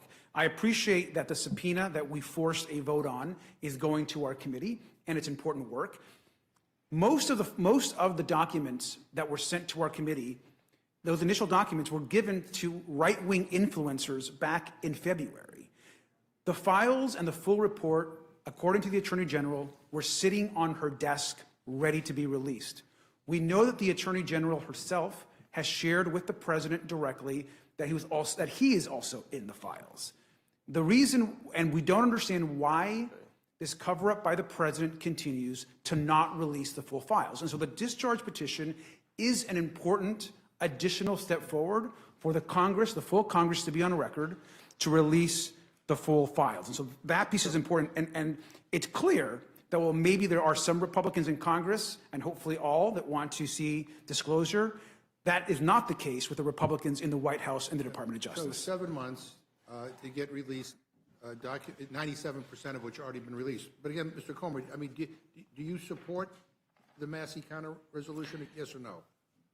We're already doing it. And the discharge petition does not have the force of law. We've already subpoenaed. You can begin by saying no, and I'll let you. No, look, Mr. McGovern, it's very disappointing that you're trying to politicize this. We're trying to get answers. We're trying to do everything that's in this discharge petition, but you're trying to politicize it. No, it's a yes or no question. It's not a trick question. I mean, do you think... We've already done what the discharge petition's asking. Do you think the resolution saying to keep doing what you were doing is better than a bill that can become law? The bill has no force of law. It has no force of the law. You're just trying to do a political stunt.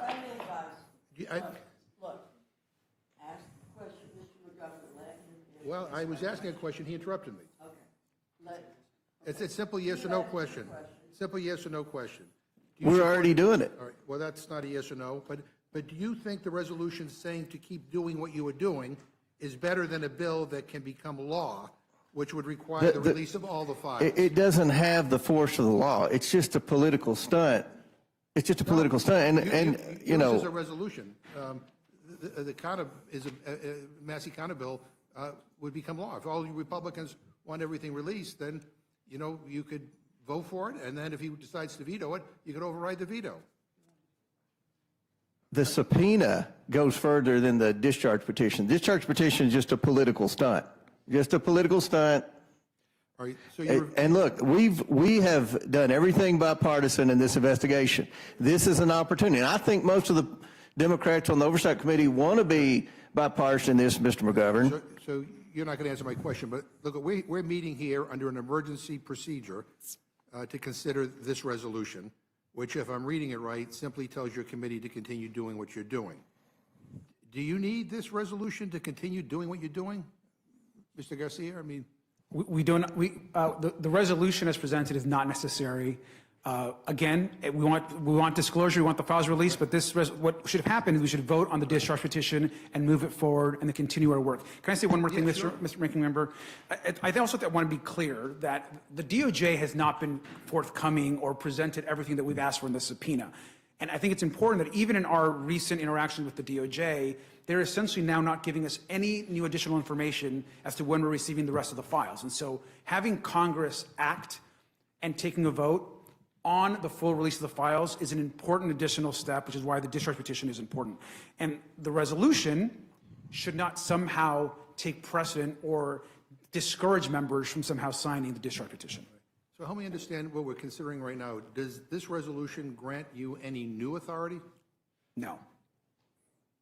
I think the resolution will send a signal if we end up in court. If, as the victim stated today, there's some of the most powerful and some of the richest names in the world were involved in a cover-up, we're going to end up in court.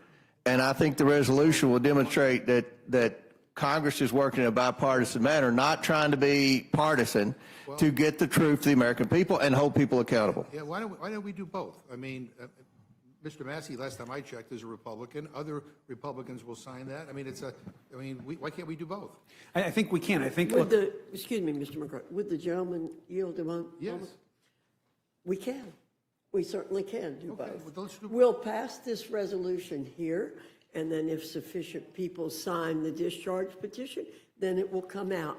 And it's my understanding there is a significant difference in the resolution that we have here and the Massey resolution, and that is, this resolution demands disclosure, whereas the Massey resolution does not. So I think we can do both and let that happen. That we want to show that we want this done in a very important way. Well, if we can do both, then why is the Rules Committee standing in the way of allowing, I'm going to have a vote on the Massey counter resolution. Why would Republicans of the Rules Committee block us from just bringing it to the floor? We could vote on both. Because they've already started the discharge petition. Well, that doesn't, They've already started it. Yeah, well, that's a nice, that's, whatever, that's, I don't even want to say what I'm thinking about that answer, but let me just ask, this is a yes or no question. Does the administration have the power to release the Epstein files with appropriate redactions to protect the victims and the survivors? Do they have the authority to do that? I think so, with the subpoena. Yes. All right, they do, but they're not. And Mr. Comey, this resolution that is before us right now says that you're investigating mismanagement that led to Mr. Epstein's death. Who was the President of the United States when Mr. Epstein died in custody? I would assume it would have been Trump. Yeah.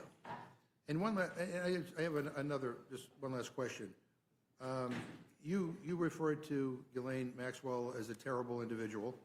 And I guess the question is, maybe you can enlighten us, what have you done to investigate why Ms. Maxwell was moved to a minimum security facility? I mean, she's a convicted child predator, sent to prison. She testifies before some people, the administration, she didn't testify, she answers questions that are put forward by somebody in this administration. She basically says the president didn't do anything wrong, and then all of a sudden is moved to a minimum security facility. Are you going to do, have you done a hearing on that? Are you doing a hearing on that? We've subpoenaed Ms. Maxwell.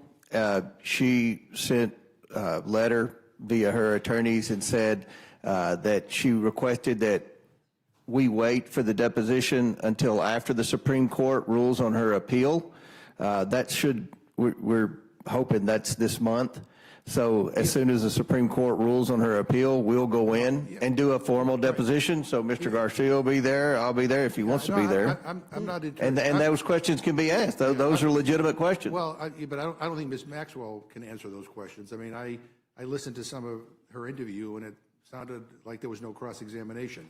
I'm just curious why, after she said what she said, was she moved? So it's not about Ms. Maxwell. It's about somebody made the decision to move her, which I don't think was expected.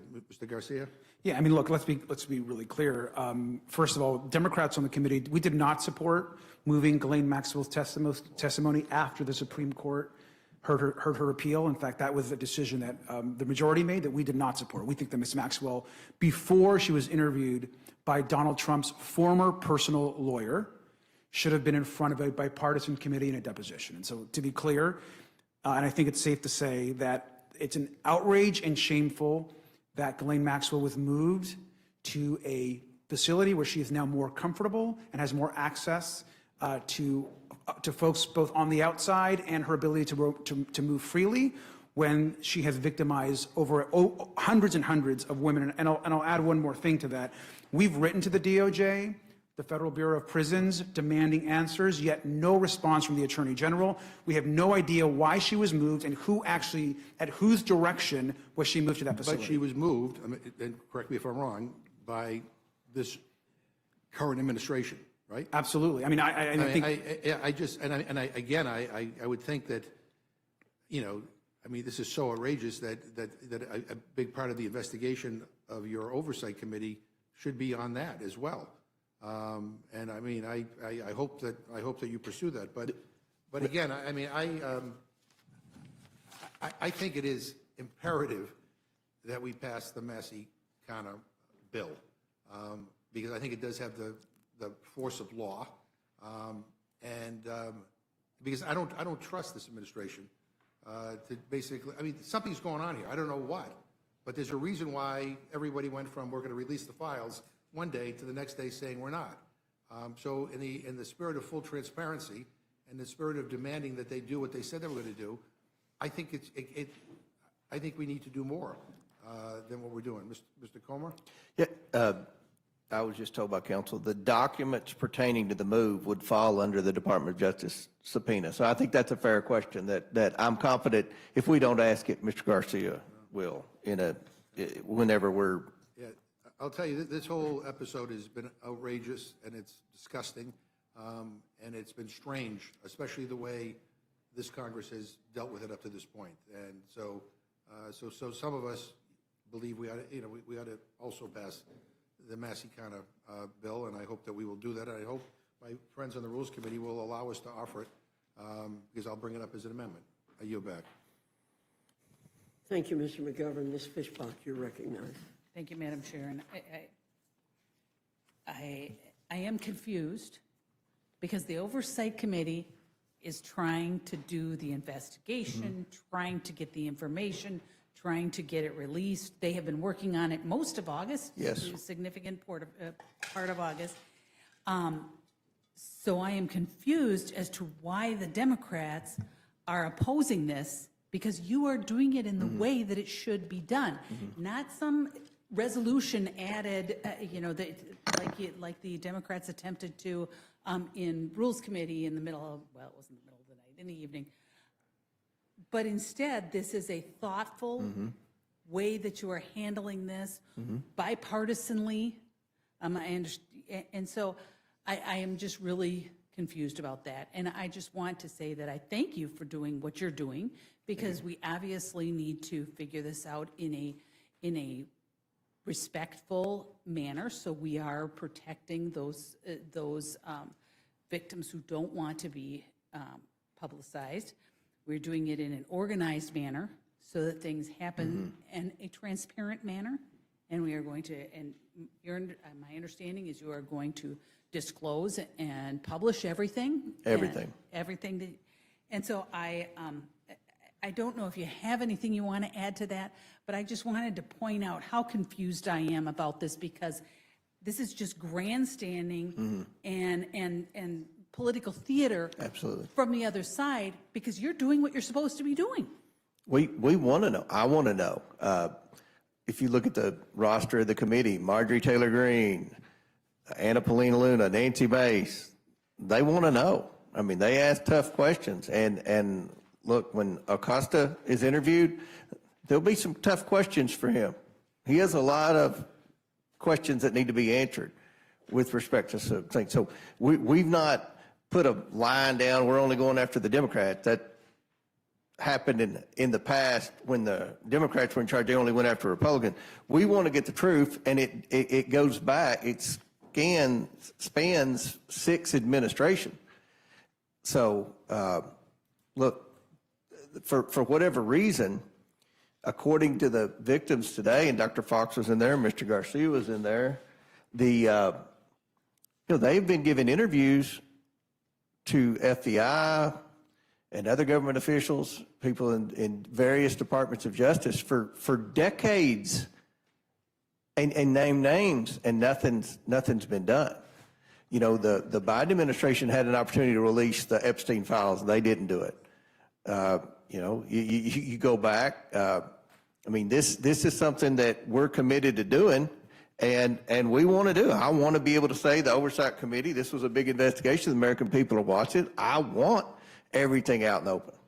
So, we're trying to do it, and we're trying to be bipartisan, and hopefully my friends across the aisle, I think the majority of the Oversight Democrats are sincere and want to do this in a bipartisan way. Hopefully the Democrat leadership will let this be bipartisan and not play political games. Thank you. Would the gentlelady yield? I will yield. I'm confused too about something that Mr. McGovern said, that 97% of what's been released was already public information. I'm not sure why that's negative because they keep saying that, okay, 3% is new, but now it's all available to the public. Is that correct? Because Yeah. maybe it was released to some people, but now it's released to everybody, right? So everyone can see it. Absolutely. And I don't know what the 3% is that hadn't been released before, whether it has any significance, but I'm confused as the gentlewoman from Minnesota is confused as to why are they downplaying that, or why are they saying that's a waste of time? I don't know. It's not. And, you know, I think all of us during August, if we went out and met with constituents, they were all asking about this. The American people want to know. They would like. I've said this in a million interviews. They want to know, you know, who all was involved in the sex trafficking, what big names were taking advantage of those girls, and was the government involved? Those are the three questions, and I hope we'll be able to get as much information as possible. Look, this dates back, according to what we heard today from the victims, as far back as '96. So, you know, let's hope that there's still documents around. I've always had a huge distrust of the FBI and the Department of Justice under various administrations, and I've always had a theory that sometimes documents don't survive from one administration to the other. We're going to do everything we can to get that information, and I think this resolution's a step in the right direction. I don't think the other thing's needed. I thank the lady for yielding. Thank you. And just to reiterate, I just hope that the Democrats will stop the grandstanding and really, you know, work on the bipartisan oversight committee and making sure that these things are dealt with. I think it's a disservice to all of the victims to not work and to pretend that this is somehow bad, but focus on it and make sure, I'm asking the Democrats, make sure that it's bipartisan, make sure that you're doing what needs to be done, the disclosure's done and the investigation is done. Because this isn't something that should be about political points. This is about something that we should investigate. And so with that, I just hope that they would come with us and help with the Oversight Committee investigation. Thank you. With that, I yield back. Thank you. Ms. Scanlon, you're recognized. And I would yield to Mr. McGovern for a minute. I'm sorry there's so much confusion on the Republican side of the aisle.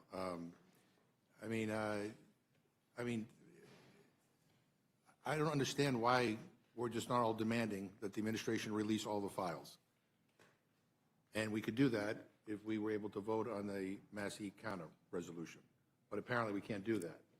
And forgive me if I'm just a little bit suspicious about all this going on here, because I've been on this committee all year with all of you, and I have watched as we have weaved and dodged and avoided bringing anything to the floor dealing with this. And I've also, you know, we began our August recess early because none of you wanted to take a vote and hold this administration accountable, and you ran out of town. So again, and you know, want to do something bipartisan? Maybe we all can join on a bipartisan appeal to this administration to find out why Ghislaine Maxwell was moved to a cushy facility after she exonerated Donald Trump. So I'm sorry. I mean, we've lived through the last several weeks as Republicans have tried to avoid dealing with this issue. And so I hope, you know, and I trust that there's bipartisan cooperation on the Oversight Committee, and I want that investigation to move forward. But for the life of me, I do not understand why the administration, after promising to release all the files, has chosen not to. So that's what I'm confused about. I thank the gentlelady for yielding. Thank you. Mr. Comer, I think in your introduction, just for folks who are trying to play catch-up here, because there's a lot of details and a lot of names being thrown around, you said that one of the issues here is that the U.S. attorney who initially handled Mr. Epstein's case gave him a sweetheart deal. That's right, isn't it? Was the initial U.S. attorney was who? Well, you didn't name him, but it was Alex Acosta, right? I don't know if he was the initial, but he was one of them. Yeah, he Yeah. gave him, yeah. So he was the U.S. attorney appointed by George Bush in One of Florida, them, whatever yes. district, and he's the one that gave the deal to Epstein, where he served a couple months, but basically got out on release every day, despite all the horrific crimes that we now know occurred. Okay, and in his later career, he became Secretary of Labor in the first Trump administration, right? And he had to leave after reporting disclosed this sweetheart deal. Is that right? I don't know what caused him to leave, but, It was about that time. okay. So, Mr. Garcia, I know we've heard that you've received some materials. Are there redactions in those materials? There are appropriate redactions. We'll be able to review the full materials. There'll be some opportunity to review the materials without some redactions from the committee staff and committee members that don't put any of the victims in harm's way. But there are some, again, the reality about the materials, though, is there's nothing really with a small amount, a couple thousand pages of new information. I mean, all the information was first given to right-wing influencers back in February, and then has been released to the public, whether it's been through the media or other ways. And so we can get the full files today. We know the DOJ has them. They're not answering our questions. We're asking when are we getting the rest of the files. We get no response. And to clarify one thing, Ms. Gallen, I think it was said earlier by another member of the committee that we're somehow opposing this resolution, or we're not opposing anything. We want full disclosure. If the majority wants to put together a resolution to add to more disclosure, that's fine. But that resolution should in no way supplant the discharge petition or serve as some kind of distraction to not get the full Congress on record to release all the files. Okay. I mean, I guess I was asking about the redactions because there's been reporting that under Attorney General Bondi, hundreds of FBI and DOJ man-hours have been dedicated to redacting all references to the president. So is there anything to indicate that the materials you've received thus far contain some of those redactions? So we believe that the materials that we've received so far there are redactions in there. We are reviewing some of those redactions currently. The team still is. But we believe that again, that a vast majority of those documents are actually not presenting any new information. And we do believe there are important and critical documents that we have not yet received from the DOJ that contain important information to this investigation, and we have yet to see those. Do you have explanations for the redactions that you have seen thus far? Have those been provided by DOJ? We do have some explanation of some of the redactions, but there are no documents in what we have been presented that are of concern as it relates to redactions. I'm just concerned because that is one of the pieces of the Massey underlying legislation, which is that to the extent the DOJ turned over any materials, it would have to explain any redactions or claims of privilege or whatever. But that's important, certainly in future documents. So Yes. as more documents come forward, ensuring that that is a piece of it is going to be important. And I guess going back to this issue of Ghislaine Maxwell getting this cushy assignment, my understanding is that when she was moved to this new facility, that was against Bureau of Prison regulations, and someone higher up from the White House or the Attorney General's office would have had to excuse that normal Bureau of Prison rule. That is right? correct. Okay, that's what I thought. Okay, thank you. Anything else you want to add? Just that I think that Republicans should join Democrats on the Oversight Committee and others in demanding answers as to why Ghislaine Maxwell was moved and who gave the orders to move Ghislaine Maxwell. We still don't know that answer. I think that's an important part as well, and pleased to have been able to sign the discharge petition before we came up for this hearing, so thank you. Thank you, Ms. Scanlon. Mr. Norman, you're recognized. Thank both of you for coming. I think what's interesting about this hearing, Mr. Governor, you've been kind of very critical of everything that's been going on here and about you need answers, and some of it we do need answers on. But the biggest, and you said things were outrageous and whatnot, you're confused. What I'm confused about, you were elected to Congress in 1997, 28 years. You were chairman of this committee, the Rules Committee, from 2019 to 23. Now, if this is all of a sudden so important, when you as chairman, you had every right to bring up everything we're talking about now. What did we hear from you? Crickets. So that's the big confusion I have. And Representative Comer, the thing about political grandstanding, that's all this is. Well, I didn't And run a presidential campaign saying it was a I'm not release of the talking. Epstein files. If I've got the floor, I recognize you, but we're not going to talk over each other. Have some decency. This is an anti-Trump. You're asking all these questions, who released Ghislaine Maxwell? When you had the opportunity, you didn't say one word.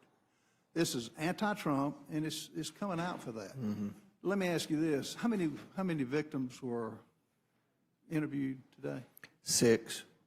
And you think it's hundreds? They said it was hundreds, like close to 1,000, but hundreds. It's what the attorneys for the victim, the attorneys were represented by 4, the victims were represented by 4 attorneys, and they said as many as 1,000. Well, the process is moving forward. Right. We all know the discharge petition. And this- I don't mind having 2 tracks. But the bottom line is, Mr. Governor knows it has to go to the Senate. I don't know what they'll do with it, but it's going to take time. You're not waiting on anything. No. You're moving forward. We're moving forward. And like Chairman Fox said, everything's going to get released. Now, let me ask you this. Are the flight logs public information? Who flew on the planes? Okay. Some are, but the estate subpoena should cover more of that. We all know anybody that's, how far back with the flight logs? You can alter a flight log on an air. If you're flying on a plane, you can't. Back to 1990. Okay, 1990. We know people that were on that flight weren't going over there to have Bible studies. Right. They were doing other things. So we'll see, is your opinion, all the flight logs of whoever went, doesn't matter. Right. That will be released. Yeah. I mean, I want to know.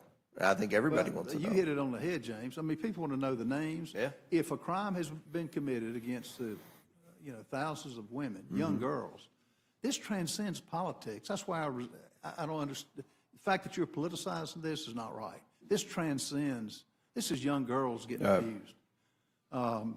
So the fact that the flight logs will be released, we'll know the names of who flew over there. And then the public, I think that's the big name. If crimes have been committed, who did it?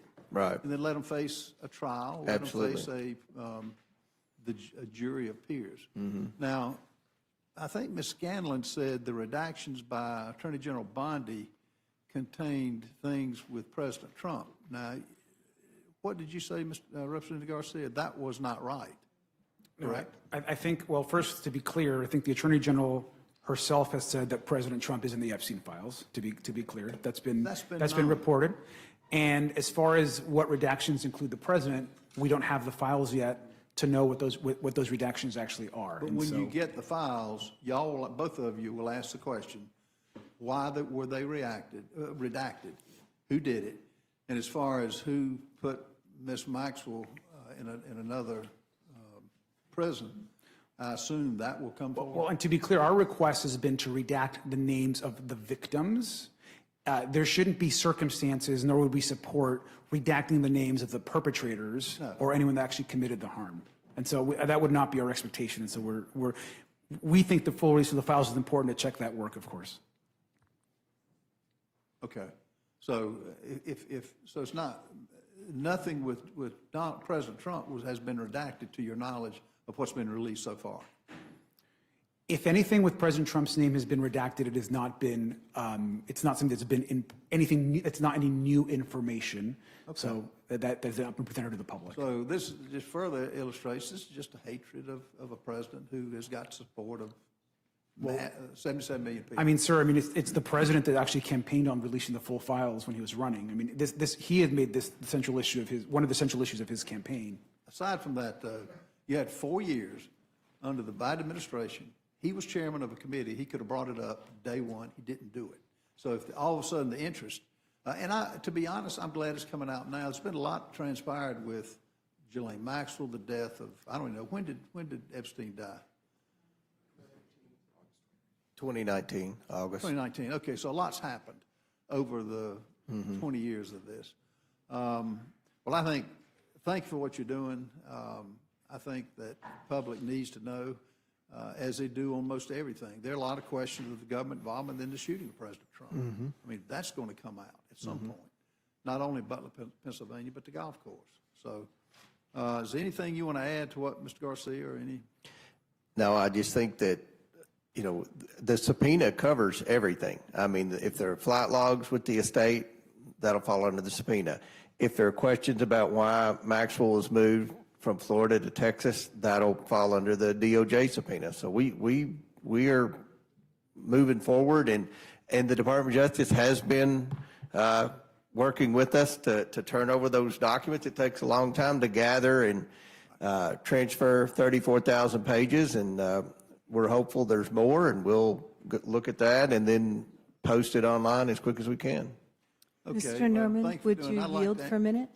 Pardon me? Would you yield for a minute? Oh, yes, ma'am. I'll yield to you. Sure. I just wanted to seek unanimous consent to put in the Newsweek article from August 1st of this year, so just last month, in which it talks about the fact that Trump's name was in the Jeffrey Epstein files and that 1,000 FBI agents were redacting those files to remove his name and others. So it's an August 1st, 2025 Newsweek report. It was also in Bloomberg and several other things, but I know we were on break, so you might have missed it. I yield. Without objection. So what she just said, y'all will be able to get into that, won't you? So you'll be able to answer every question. Now, Mr. McGovern, in fairness to you, you want to answer why, when you were chairman of this committee, you didn't bring up anything about Jeffrey Epstein? Yeah, I mean, one is I didn't campaign that I was going to release the Epstein files. No. Donald Trump made it into a big issue, and then we all expected it was going to be released, and then he decided at the last minute to change his mind, called people, said it was a big hoax, said Republicans were stupid for going along with it, and so those are his words. And by the way, Ghislaine Maxwell just got transferred like a month ago, so I wasn't chairman then. Of the committee. No. Of 2019 to 2023, you were chairman. I would have. Yeah, I mean, if people had brought to my attention that there was something there, I would have demanded that they be released. The victims, no. Well, I mean, if the victims came to us, that didn't hold water. Yeah, but the victims want the files released, and Republicans have been frustrating that effort for months and months and months. And you even adjourned early to avoid having to vote on it. That is not so true. I want the truth out there. I want the files out there. Taking my time back. I'm reclaiming my time. The fact is, if you had all the interest that you do now, it's just because of Donald Trump. You had 4 years to do it as chairman of this committee. You've been in Congress 28 years. You and I both know the victims.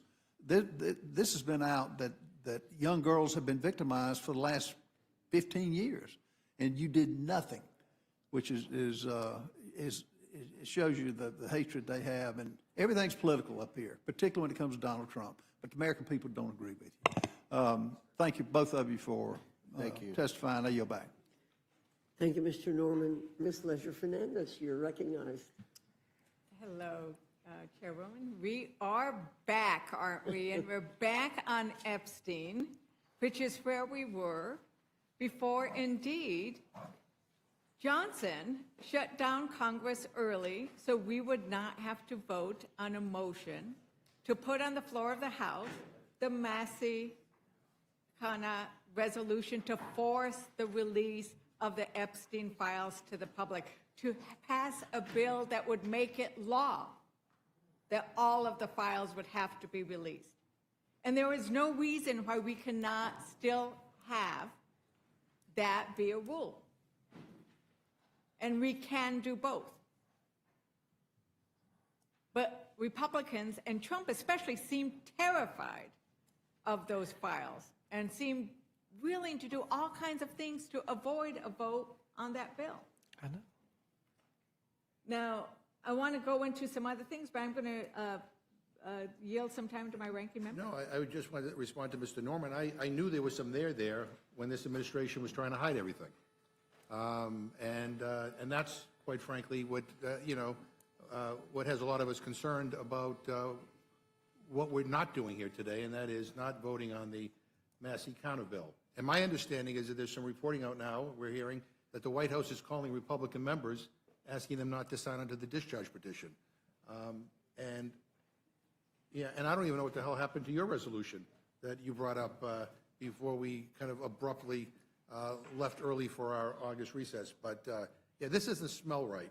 I think we need to get to the bottom of this, and that means that all the files have to be released. I yield back. I thank the gentlelady. Thank you, Ranking Member. And, you know, I am chair of the Democratic Women's Caucus, and we are always concerned about the fact that in this country, women and children and girls are attacked, they are abused, they are raped, they are trafficked. And they are done so by men like Epstein and by women like Maxwell Ghislaine. And I think that it is an outrage, as you pointed out, Ranking Member Garcia, that she has now been treated favorably by the Trump administration after saying some things they liked. And what we haven't heard from you, Chair Comer, is a commitment not to say, well, it's going to be in the subpoenas, but to have a hearing on why.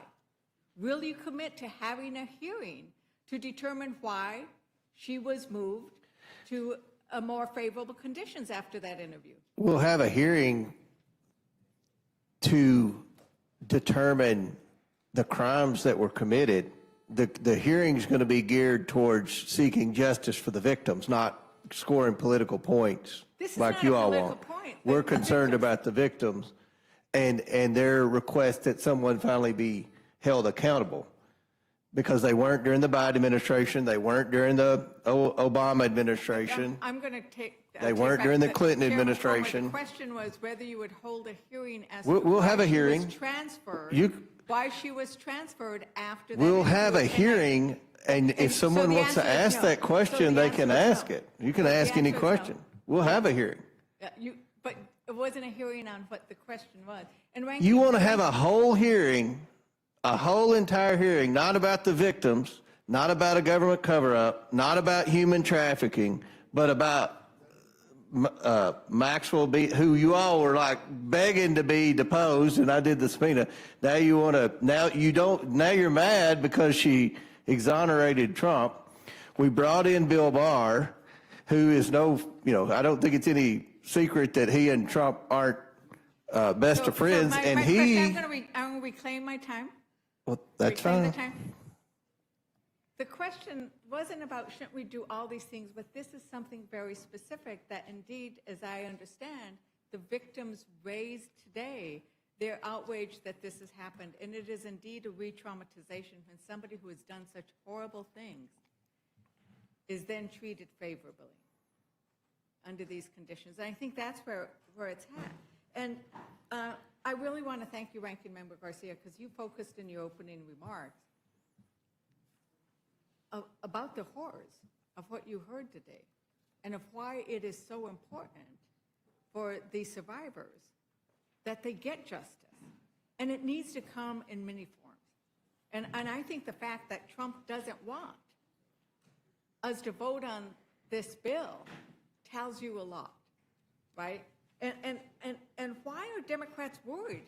We are worried because Trump keeps distracting and lying about things. Right? Anytime he doesn't like something, he distracts and he lies. He claims inflation is down, but America's working families who are paying more for energy and groceries know the truth. Our small businesses are closing because of those tariffs. Trump didn't like the fact that Americans are losing jobs, so he fired the person who gathers the data. And with the Epstein files, he's terrified of what's in those files, and he knows his name will keep coming up again and again. And it is tied to the fact that Trump himself, Representative Garcia, you know that he's been accused of sexual misconduct at least 28 times. He's found liable by a jury of his peers for sexual abuse and defamation. So we're not going to be surprised when we find out that his name has been in his files, and we want to see what they are. Is that correct? I think we want to know what Attorney General Bondi told the president as it relates to his name being in the files, and has been widely reported. And I think the American public they have a right to know. Americans are worried about trusting Republicans on this because now Chairman Comer is saying we're doing all these things. Had they done anything at all before Democrats forced the vote on the subpoena?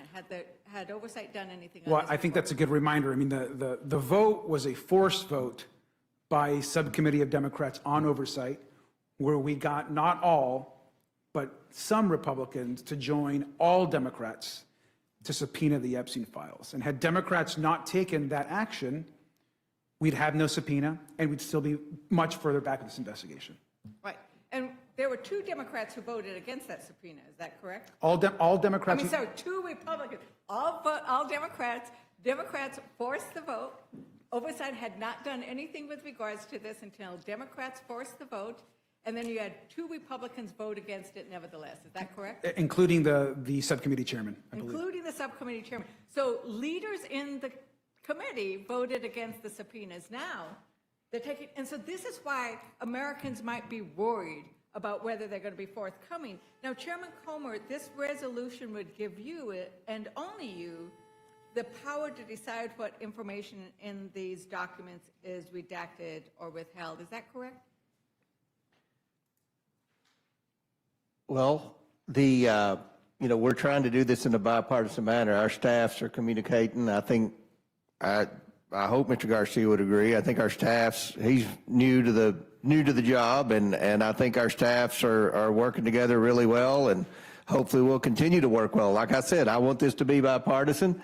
I don't want members of the committee, and members of the committee haven't been making the accusations that members of the Rules Committee have been making, that, this isn't bipartisan. We want this to be a bipartisan investigation. We want to get the truth, and hopefully we'll do that. And you're trying to, I feel like, create a false narrative here to say that the Trump administration isn't working. They have been turning over the documents. And I mean, I feel like we're on a pretty good roll here. So, Chairman Comer, I appreciate that fact that you said you want to work on a bipartisan basis on this, but the resolution does not require you to consult with the ranking member. The only thing that's going to be redacted are names of victims. Does the resolution give the ranking member any role in approving redactions? And if you want to be bipartisan, would you be willing to accept an amendment to? I'm making a pledge to work with Mr. Garcia. Hopefully, he'll keep Mr. McGovern and Mr. Raskin out of the room, and we can get some good things done in a bipartisan manner. Well, a pledge is a wonderful thing, but an amendment that actually puts it into writing would be great. Would you be willing to accept that amendment? I think the resolution's good, and hopefully we'll vote it out in a bipartisan manner. And if we need to use that as a basis in court to get more documents, we'll do that. Okay, so you're not willing to actually put it in writing that you will, that the ranking member will be consulted before you approve. I guarantee that I'll consult with them a heck of a lot more than Elijah Cummings and Carolyn Maloney consulted with me when they were chairman of the committee. I'm not asking about past. I'm asking about what this is. And this is the problem. And the reason why we're concerned about this is, Chairman Comer, I've read accounts of you describing yourself as a Trump man. As a what? Trump man. I'm a Trump man. You said, Well, I'm a Trump man.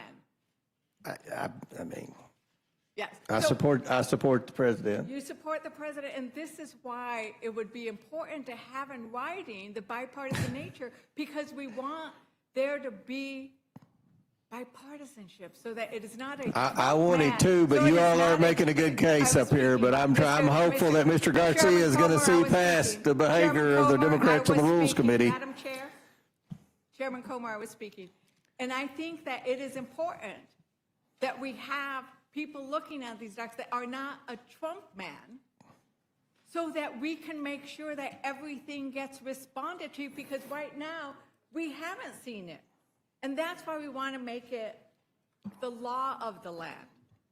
We want to make sure that all Republicans vote on the Massey-Khanna resolution, so that they can say, we want to make sure it becomes available to everybody without it going through any process of redaction. I think that's the key. Ms. It's good Ledger. to have your investigation, but it's good to have other things too. Ms. Ledger Fernandez, do you want to vote tonight?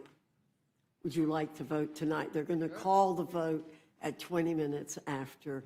And so I don't know if you want to finish before I'm going to At 20 make minutes a after, I think recess. I'll be done before 20. I think I'm I gonna- have less than 40 minutes. I'm going to call for a recess in about 3 minutes so that we can go vote. Okay. Okay.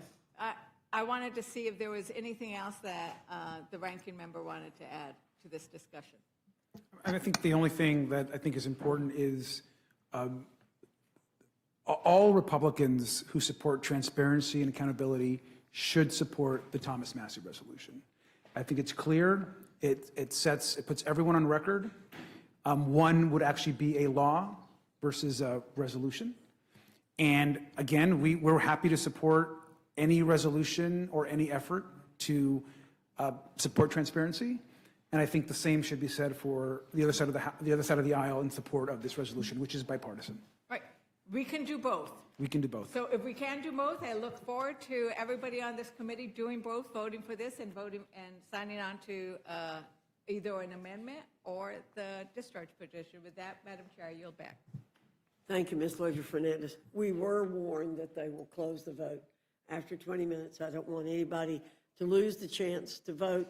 We do have members who have a conflict right after the vote, so we're going to delay coming back for a little bit so that those members can get to the other meeting where they have to vote. But for those members who do not have to go to the other meeting, I ask that you come back at about 7:20, and we will proceed. And then those of you who cannot be here will take your place when you get back. We will reserve your time for you, okay? I think it'll take us to about where you want to be. Thank you very much. 7:30.